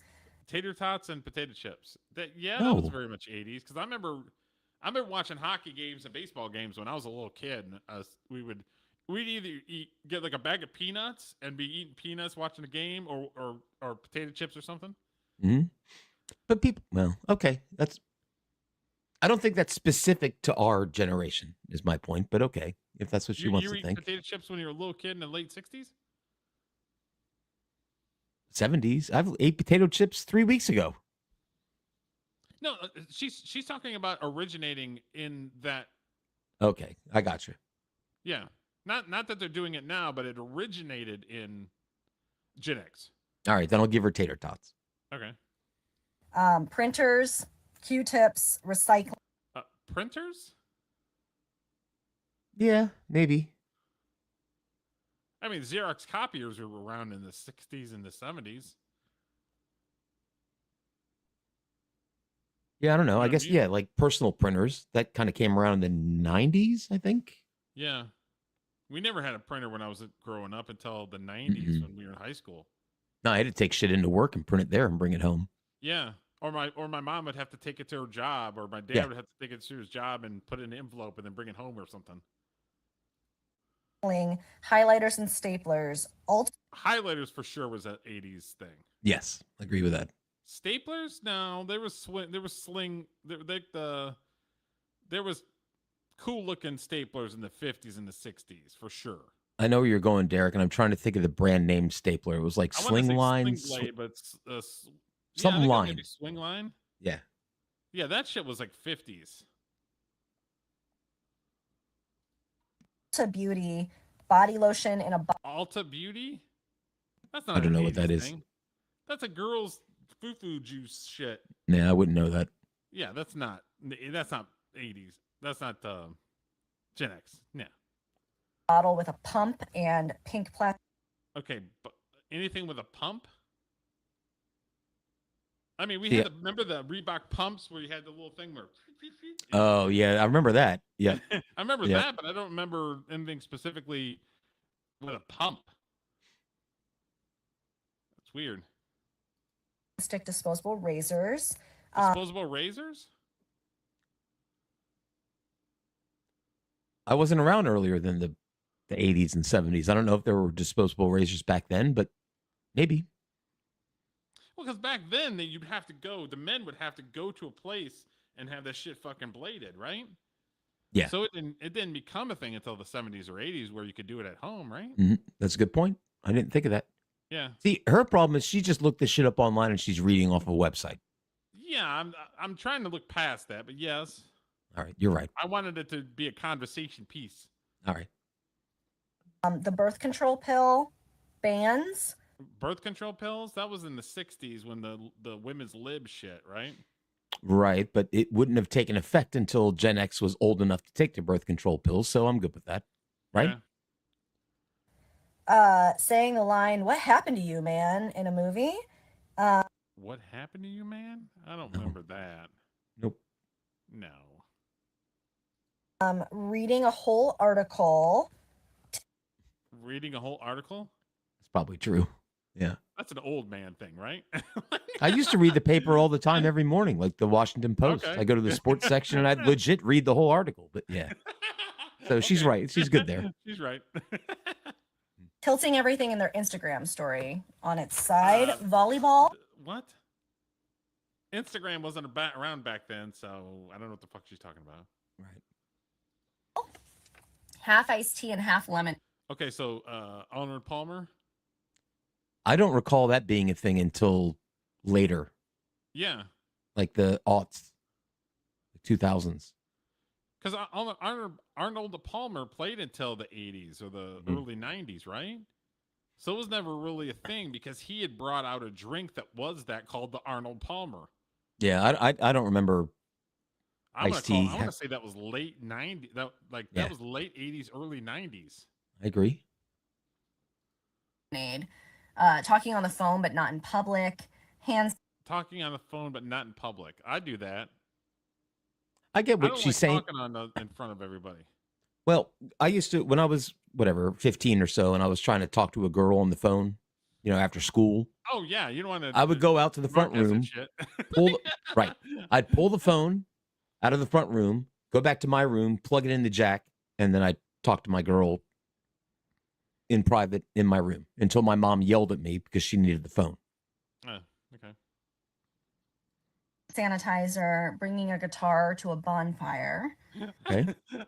Did you do that? Bring a guitar to a bonfire? I feel that's a 60s thing too. I think so. I think you're right. I think it's more a 60s thing than an 80s Gen X thing. But yeah, I've done that. Fit into the Gen X, right? If it's anywhere in the 60s or of course. late 60s.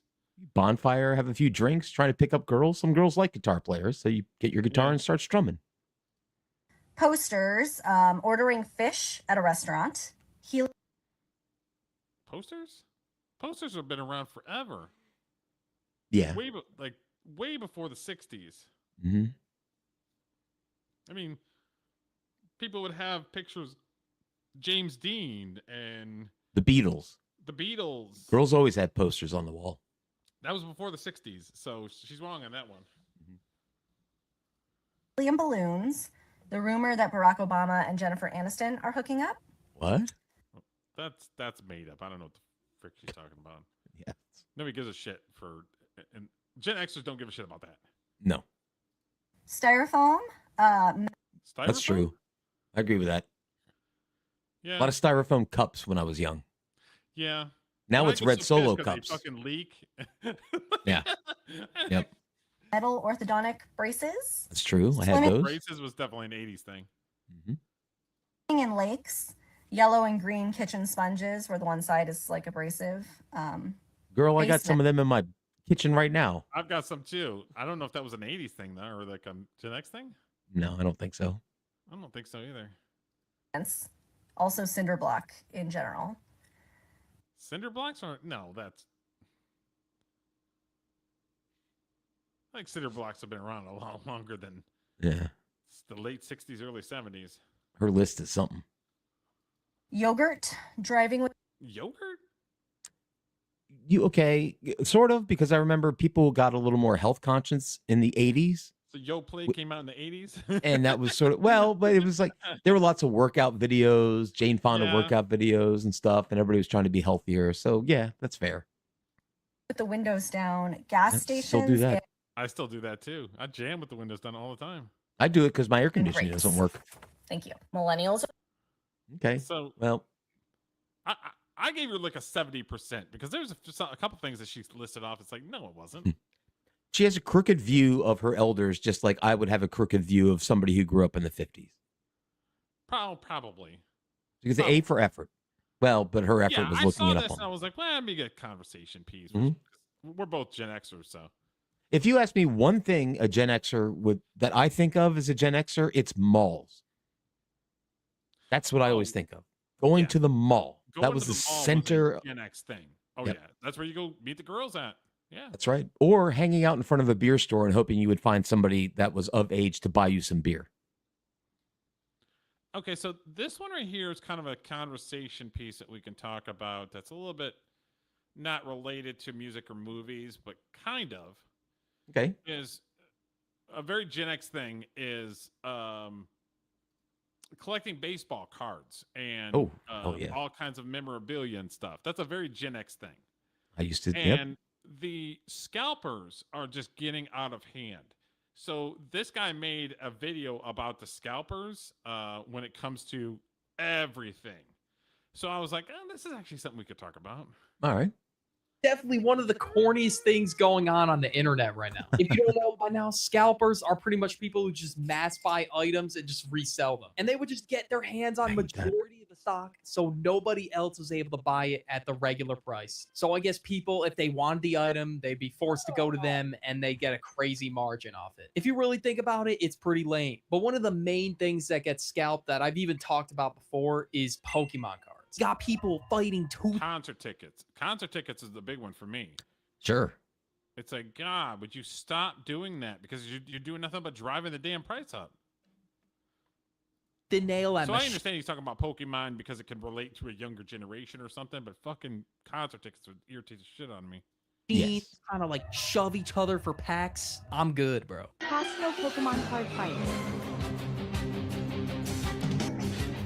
This is so pathetic. It drives me crazy. I have a friend who has a friend that does this with Magic the Gathering cards, and then he just goes home and opens cases of them to try to find one that he can sell. And I'm thinking, remember back in the day when there was Teddy Ruxpin, there was Peekaboo, what was the Cabbage Patch Kids or whatever. Cabbage Patch Kids.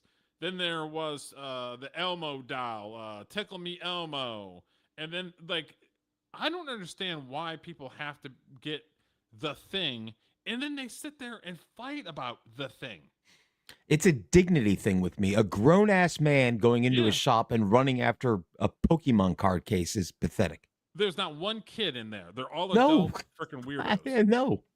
These are the same Disney. We're gonna do a show dedicated to Disney adults. Oh, I've got videos That's for gonna that, be Derek. on the I'm down with that. docket. It's gonna. Maybe we'll do it. Okay, so I want to do a subathon at some point. Maybe Mhm. I'll just grab a bunch of Disney adult videos so we can just freaking yuck it up for a while. Yeah. Yeah. Anyway. Yo, this is barbaric. Like, imagine going to Walmart and seeing this shit just casually. And some people will deadass throw hands over boxes, over a goddamn Pokemon tin. Pokemon scalper crashes out after cutting in line and being denied checkout. There's been a line there. Are these 3 seconds already say enough? I know. Creators, This take these dude- 3 apps I built to run my. What a piece of You- shit. You Did trigger see that? me. He literally was just like through it. Yep. Yeah, these freaking people just drive me insane, dude. It's undignified. It's embarrassing.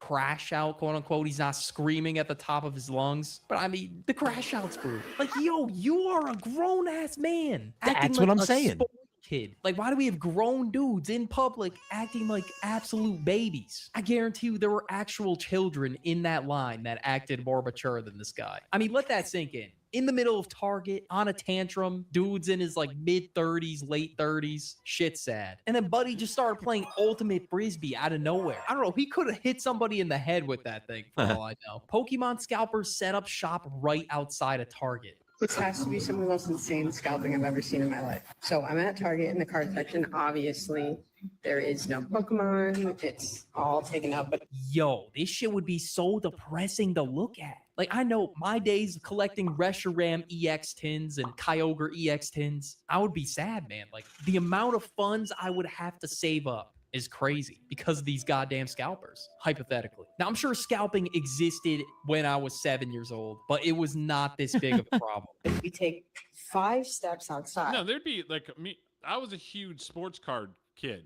Like I'd collect baseball cards and hockey cards. Sure, and me I'd too. organize them, and I'd put them in albums, and I'd do all kinds of stuff, try to make sets and everything with them. And these motherfuckers would come in like I buy like a couple packs because that's all I can afford. And this dude's buying boxes because he can afford it, and then he's just going to turn around and scalp the shit out of it. I would get him like, at the bro.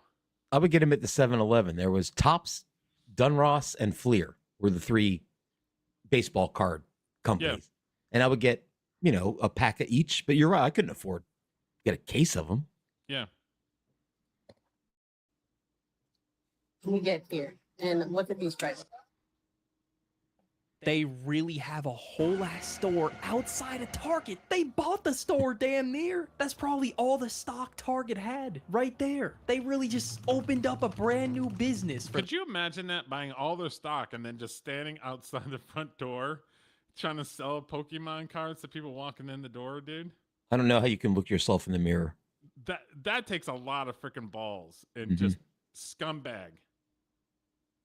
Plus the kids. The kids want to go get the cards. You're taking it from them. That's what upsets me the most. Like a 40-year-old man. Dude with a box of Pokemon, and he's selling them right outside the store.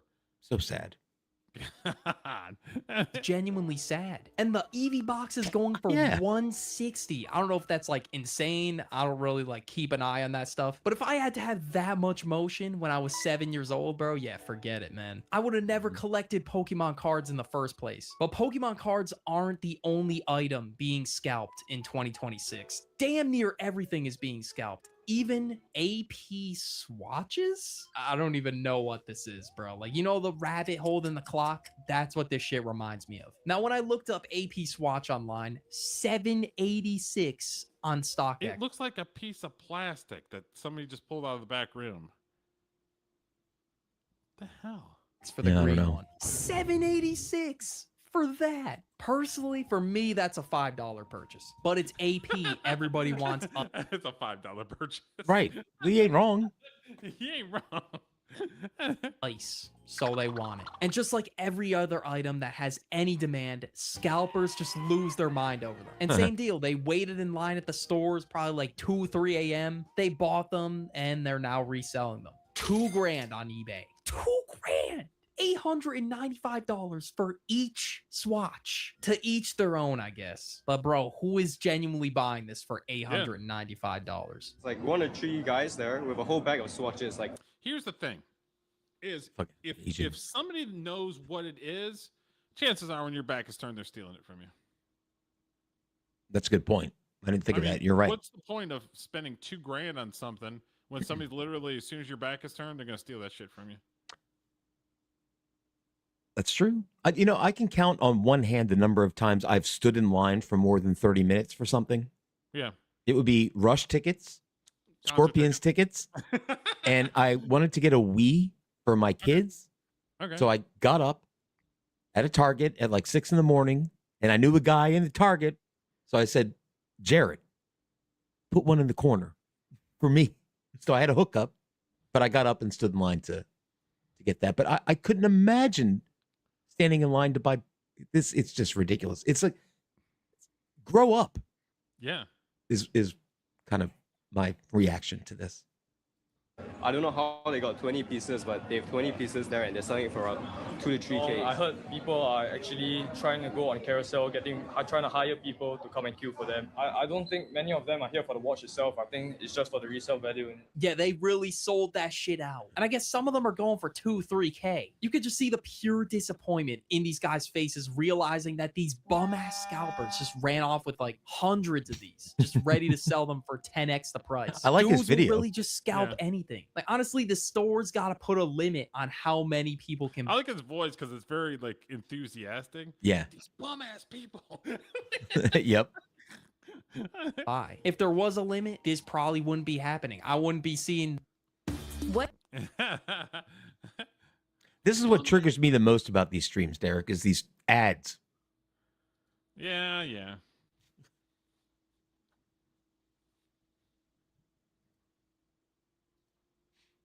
The ad What's the name of does this? nothing but turn it black and does the same thing. Doesn't do anything about it. We're not going to have this conversation right now.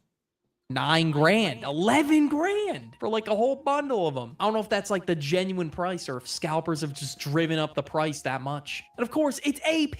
The base price is already going to be insane. Now, this is something I never expected to be scalped. Concert tickets. If I can't see my goats in person because somebody bought out all the tickets with the bot. No, that's just been happening forever. Since the 60s. It happened when not I a was huge around. thing. Yeah. The trick was always if you like. I went to see ZZ Top with a buddy of mine. We just kind of went, let's go to the ZZ Top concert and score some tickets. And if you waited until the concert started and were okay with missing one song, you'd get tickets dirt cheap right outside the arena because the scalpers were desperate to get rid of them because the concert had already started. Them for 2K. I'm gonna be pissed. But basically, some scalpers use bots to buy tickets, and they'll somehow just claim a bunch of them. And there's even been sightings where there's a whole row or like group of seats with nobody in them because it was all claimed by a scalper. Supposedly, I don't know. No, I mean that's pretty accurate. Yeah. Because the computer's buying them and they're just grouping them up into a row or to a section. If it was like one here, two over there, one here, two over there, then no, that's pretty legitimate. Somebody just tried to get a spot where they're not crowded by everybody. But because it's literally a section, oh yeah, guarantee there was a computer that picked that shit out. Yeah. Empty seats behind us. People did move into some of those seats from other sections, but either way, there were definitely spaces across the stadium for more Swifties. I don't know, but it's a little bit suspicious that this trend is on the rise and that there's just coincidentally nobody in those seats at all. Just that entire group is missing. Now, what do you think these new margins are looking like? How greedy do you think the scalpers got with these? Well, now some of them, I'm just going to play the clip. So the caption reads, "You mean to tell me I lost this ticket to a scalper?"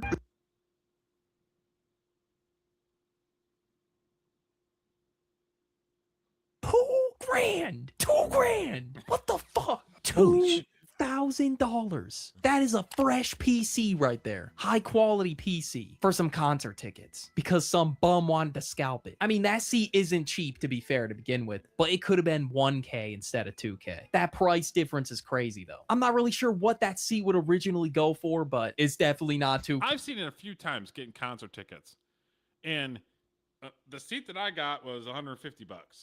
Mm-hmm. 2 seats over and 2 seats down was like $500. It's like, Yeah. you gotta be out of your goddamn mind. Yep. You're freaking retarded.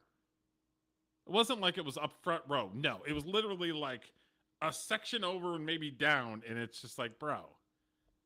I'm a huge Rush fan. I would love to see their tour, and they're coming to DC. And a nosebleed, $350. It just ain't happening. Yeah. Okay. That shit's the price of a World Cup ticket. Let that sink in. Trader Joe's tote bags. Yeah, like deadass. One of those reusable grocery bags. I don't even know how this has the hype in the first place to be scalped. This just proves what I said earlier. Dudes will really scalp anything. I can't imagine Well, that's that. girls. I don't see any guys rocking those fucking totes. I didn't even know it was a thing that people were that makes okay. That makes no sense to me either. Yeah. I don't get the world sometimes, Derek. being hyped Pass me up. by. It has to be the most overhyped product of 2026. Just to give you an idea how hyped this thing is, I found this shit scrolling on my For You page last night.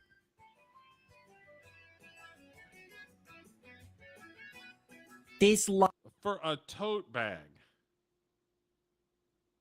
It's unbelievable. that you could have bought at a swap meet in the 70s or the 80s for like pennies. I live alone and I really have nothing to do all day, and I still wouldn't do this.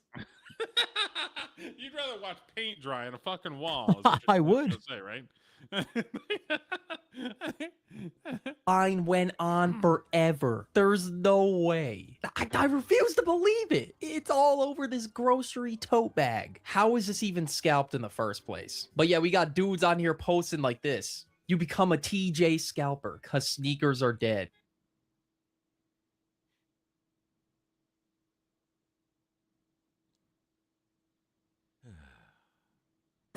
That's a genuine crazy person with all those freaking totes and shit. He's probably making more money than we do every day. He probably does, doing fucking totes. I'll give him that. Stupid. I'm not hating the player. I'm hating the game. Those were so common in like the 70s and the 80s at a fucking swap meet, and now they're like the cat's meow. It's the same shit with a fucking logo on it. Yeah. Yep. It's so retarded.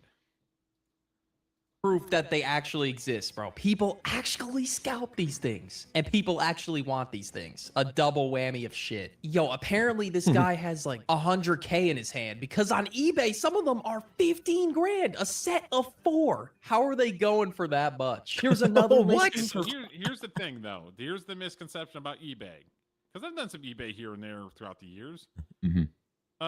Just because you're asking for it doesn't mean you're actually going to get it. That's a good point. So yeah, he's doing it for the hype of the video, but just because they're asking $4,500 don't mean they're not getting shit. Yeah, it's like you're throwing a line out there. Well, if somebody wants to pay $15,000, I'll let them. But yeah, you're right. Yeah. 4,500 for 4 of them. Never did I think a grocery bag would 1 have hype or 2 be scalped. At that point, just consider me getting a rep, even if it's like completely boof. You see what says fakebags.com? I like it. He's got a plan. He does have off Sheen, and it says Ray Joe's. Give it to me. Now, even if it's down to the wire, it says Ray Joe's. other sad things scalpers will do. Even if there is a literal child trying to get a product that just dropped alongside them, they're going to try and beat them to the product. See, scalpers will just get their hands on anything that's trending, and they don't care who's in the way. They would rather scalp the entire stock at Target than give up one to the kid behind them. They don't care. Oh, damn, son. I thought about to just get going, bro. That's crazy.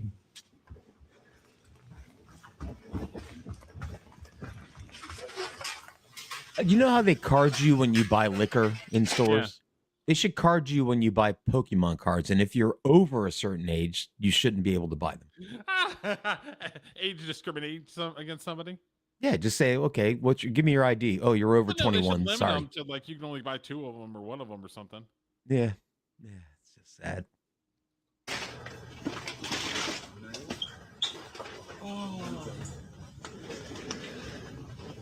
Wow, that if somebody runs by me like that, I'm not thinking that they're trying to get Pokemon. I'm thinking they're trying to steal something. That's true. You know what I mean? Yep. Yep. I'm like, what's the fucking hurry? Why you crowding me? Don't crowd me. I don't know. Stupid. It's pathetic. How fucked up in the head do you have to be? She really did all this bullshit running full speed. She was grabbing him off the ground, hoarding it like an animal, trying to get the last remaining scraps of food. That's really how she was moving, was it not? This is really just barbaric type of behavior. Here's a whole box.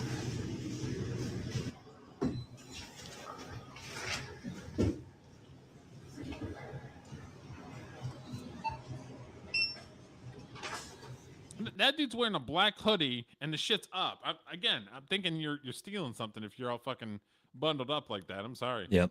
Yep. I feel the same way with people with backpacks in stores too. Yeah.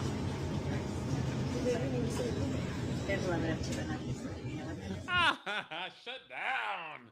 There's Mm. limit 2. I like off, that. Bitch.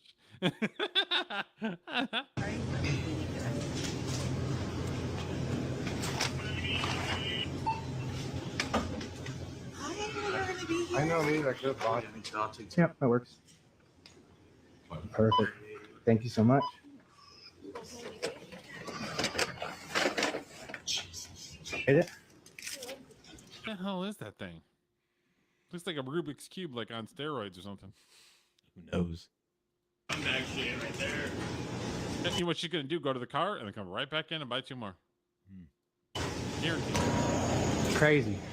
And for all that Sonic speed walking and running, she was just told there's a limit of 2 per person. And then she's like, it didn't say. Actually, it didn't say. Like, just put them back. And that's how the kid got one in the end. At least the kid got one in the end, but just look at the behavior beforehand. At least Target did something about it. Because if they didn't, the kid would have got nothing. I remember back in the day, there was a rare Skylander that just popped in GameStop. It was called like Camo. I deadass put those instructional baseball league skills to the test there and did a baseball slide to the shelf. If 8-year-old me was moving like that, imagine now. People got to compete with more and more scalpers every day. Even products from 2025 were scalped, such as like Labubu's and the Bear Cup. Like anything that... What the hell is a Labubu? What the fuck is that? I have no idea, Derek. And then I found this video just kind of because it was related to the video. Okay, so do you know who Oba is? Is a WWE wrestler. He's been fighting Brock Lesnar. Yes. Big dude. Yeah. He had the Hell in a Cell match this past weekend, I think. Yes. He's in the airport, and some scalper dude had his son run up to him and ask him for his autograph. The son had no idea who the fuck he was. Right here, Jack. Come on.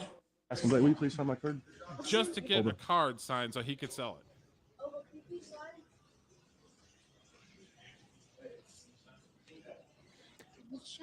Yeah, that wrestler sniffed that shit out. Yeah, he did. Yeah, I'd be so fucking pissed, dude. It's sad to... I don't know, man. Can we all just grow up? Nope. Nope. You're right, Derek. It's not a matter of not growing up. It's these people are so selfish. It makes me sick to my stomach. They don't give a shit about anybody else but themselves. Yeah, what about the family kids? members that are like that are so Yeah. damn selfish. It makes me sick. Oh, believe me, with my second wife and her sister during COVID, they were mental about toilet paper being off the shelves, and they were literally snatching it all up and shipping it to each other. It was pathetic. Like if you, Yeah, I'm not kidding. If you just buy what you need, there will be enough for everybody. Yes. It's so stupid. Okay, so the last thing we've got is the cars. Oh, okay. Let me pull up the track list because I did listen to that this week. Although, honestly, Derek, I could have listened to it in my head because I'm so familiar with almost all the songs. Yeah.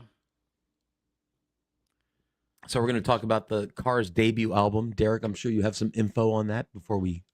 Yes, The Cars is the self-titled debut studio album by the American rock band The Cars, released in June 6th, 1978 by Elektra Records, produced by Thomas Baker, known for his work with Queen.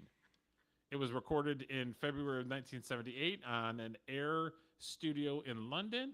The album runs about 35 minutes and it blends new wave, pop, electronic rock combined with some catchy guitar driven hooks, synthesizers, and polished production with Rick Oscar's It's Ocasek. Rick Ocasek's iconic detached songwriting. Right. So the tracks are Good Time Rolls, My Best Friend's Girl, Just What I Needed, I'm in Touch with Your World, Don't Just Stop, You're All I've Got Tonight, Bye Bye Love, Moving in Stereo, and then All Mixed Up. Mm-hmm. I got 35 minutes in total. 35 minutes in total, so it's a nice listen. Mm-hmm. not too long. It's not too crazy where it's like, man, this thing's taking forever. Sure. And if you look at the Good Times Roll, My Best Friend's Girl, Just What I Needed, Moving Stereo, and then You're All I Got Tonight. Banger after banger after banger. I mean, you're talking about 6 songs on this album are absolute bangers. I would go further than that, actually, but I'll wait till you're done, and then I'll give you 9 my. songs are bangers. That's insane. I think 1, 2, 3, 4, 5, 6, 7. I'd say 7 out of 9 songs are bangers. And here's my take on this. There were 2 main songwriters in the Cars. There was Rick Ocasek, who was the guitar player, and there was Benjamin Orr, who was the bass player. And they both sang the songs that they wrote. Okay. Benjamin Orr mogged Rick Ocasek on this album. Crushed it, because I think Benjamin Orr wrote the best songs. He wrote Just What I Needed. He wrote Bye Bye Love, Moving in Stereo, and All Mixed Up. All Mixed Up to me is by far the best song on the album, and probably my favorite Car song of all time. The only weak spots on the album. Out of all the songs, that one is the one that's your favorite? Is All Mixed Oh, Up? yeah. I think it's great. I love it. I don't know. It's just me. It's my opinion. The only 2 songs I didn't like were Rick Ocasek written songs. I did not like I'm in Touch with Your World or Don't You Stop. I thought those 2 songs sucked. Those were okay. They didn't blow my doors off for sure. Because I was listening to them and I'm like, oh, those are, I mean, I didn't hate them, but it was one of those things where it's like, when you got the first 3 songs that are iconic hits, it's hard to have every song good. Actually, I'm going to take Good Times Roll off my good. So I'll go back to, because I don't like Good Times Roll. I don't think it's good. How do you not like Good Times Roll? Well, you always ask me that because I don't like it. It's slow. It's boring. Good Times Roll. It's not terrible, but it's not as good as the other songs on the album, I would say. If I made a playlist of this album, like to my liking to listen to it, I would do Best Friend's Girl, Just What I Needed, and everything on side 2, which is starting at You're All I've Got Tonight and the rest. I still don't understand Good Times Roll. You don't like Good Times Roll? I just don't like it. I don't know how to explain it. It's slow and boring. It's not a good album opener. What are you talking about? How is it slow and boring? I don't know how to answer that question. It's slow and boring to me. Oh my God.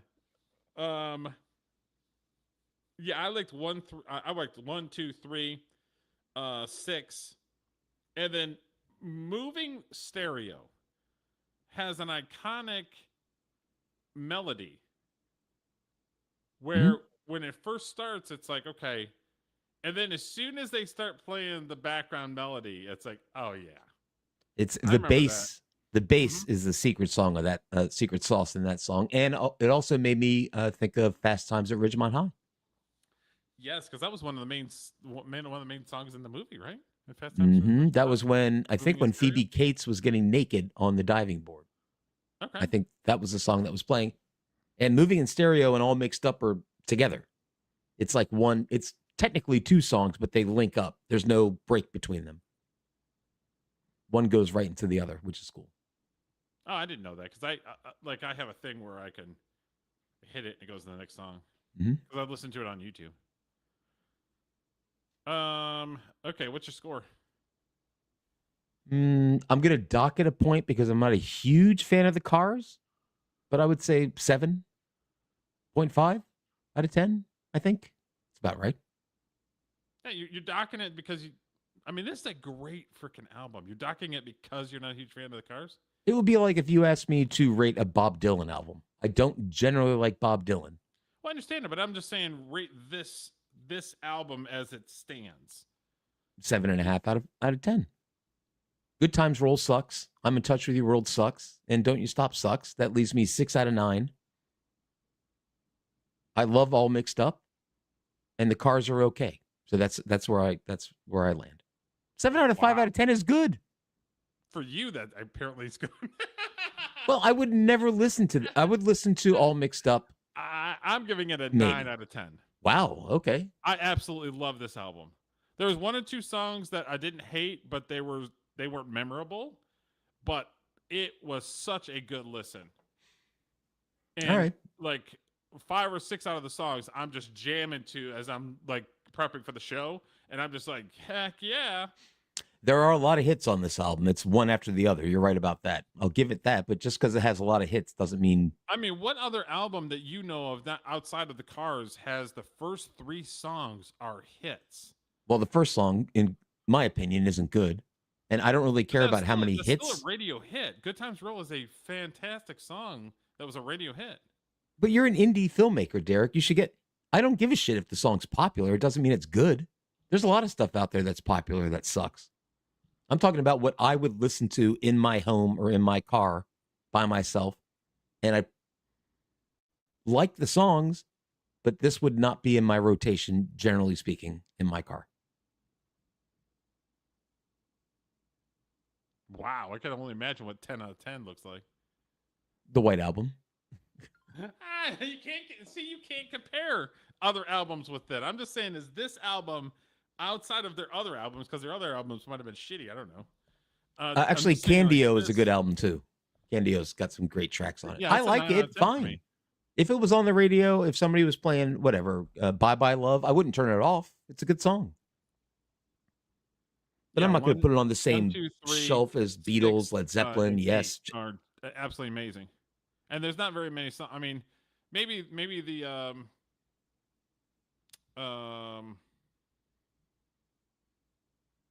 I think 1 or 2, maybe 1 or 2 of the other albums that we did had this many hits on it. It's like, okay, but this was insanely good.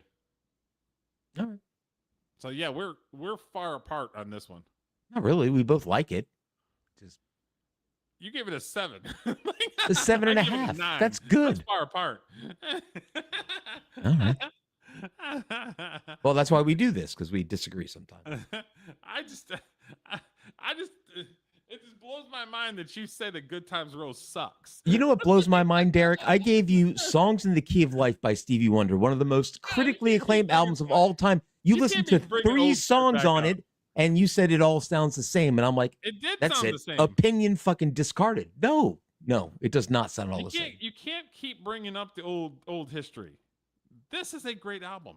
I'm going to bring up old history. If you're going to give me shit about me not loving the Cars album, I'm going to go back and go. Good Times Roll is a great song. Let Yeah, the well- good times roll. All right. It's like, you're like dadcore music, which is odd because I'm the dad here. Broaden your horizons a My Best little. Friend's Girl is a fantastic song. I agree with you. I love that song. It's got a good guitar lick in it.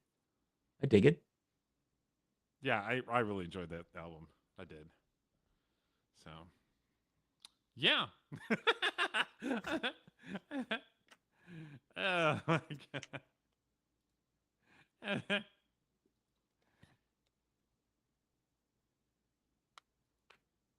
Yep, that's I don't think we've ever been that far apart, have we? 'Cause It was we're, like, 7.5 I'm a 9, against you're a 9. 7.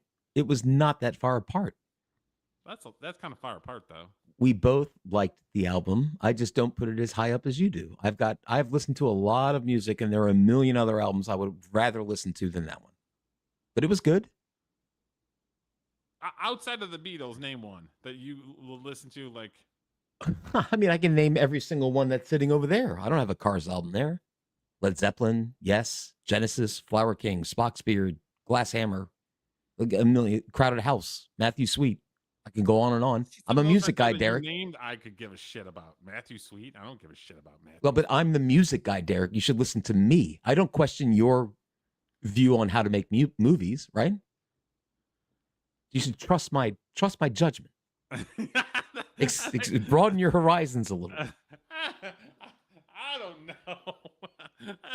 Like, I could get in my car and have the windows down, like that girl said about being a Gen X thing, and I could have my windows rolled down and play Good Times Roll, My Best Friend's Girl, and Just When I Needed, like back to back to back, and just have a big old smile on my face. All right. Me too. I would like it. I'd listen to it. I wouldn't turn it off. It's just not something I would grab in my spare time. 7.5, Derek. That's not bad. No, I'm just saying we're far apart on that. I gave it a 9. You gave it a 7.5. That's Believe me, we're way far apart on music because you gave me a list of albums you want to review. Like an A minus. You gave it like a C. Well, that may have been a little harsh. Well, you got a point there. That's kind of far apart.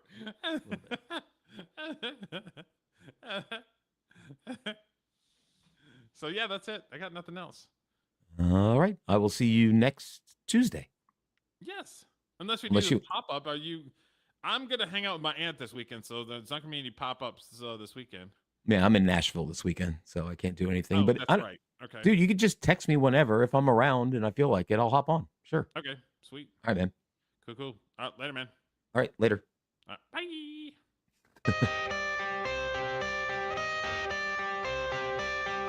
I got the cash in the bag, stadium packed. Born a rock star in this life, gonna live it up on the attack. Baby, I'm bad. I just wanna get caught up in this life. I'm crazy, I'm mad. Doing no cap. Only God wants, so you better go live it up. Cash in the bag, stadium packed. Baby, I'm bad. Yeah. Baby, I'm bad. I just wanna stay bad, stay mad. Shit on my shoulder cause they treat me like an outcast. I ain't gonna take that, stay back. I'll be swinging hard till the hits come in all caps. I ain't gonna lay back, pray that someone's gonna help me. Ain't nobody like that. I ain't gonna wait, that's all fact. Give me one shot and I'll never get the throne back. I'm sick of being cautious. I'ma go cause some pain, can't stop this. I'ma steal everybody's lane, call it shoplift. Sick of hearing everyone complain when they thoughtless. Taste the pain, it's like candy canes. It makes me go change into a better frame, into a better name. Society's insane, we all live for fame. Yeah. Cash in the bag, stadium packed. Born a rock star in this life, gonna live it up on the attack. Baby, I'm bad. I just wanna get caught up in this life. I'm crazy.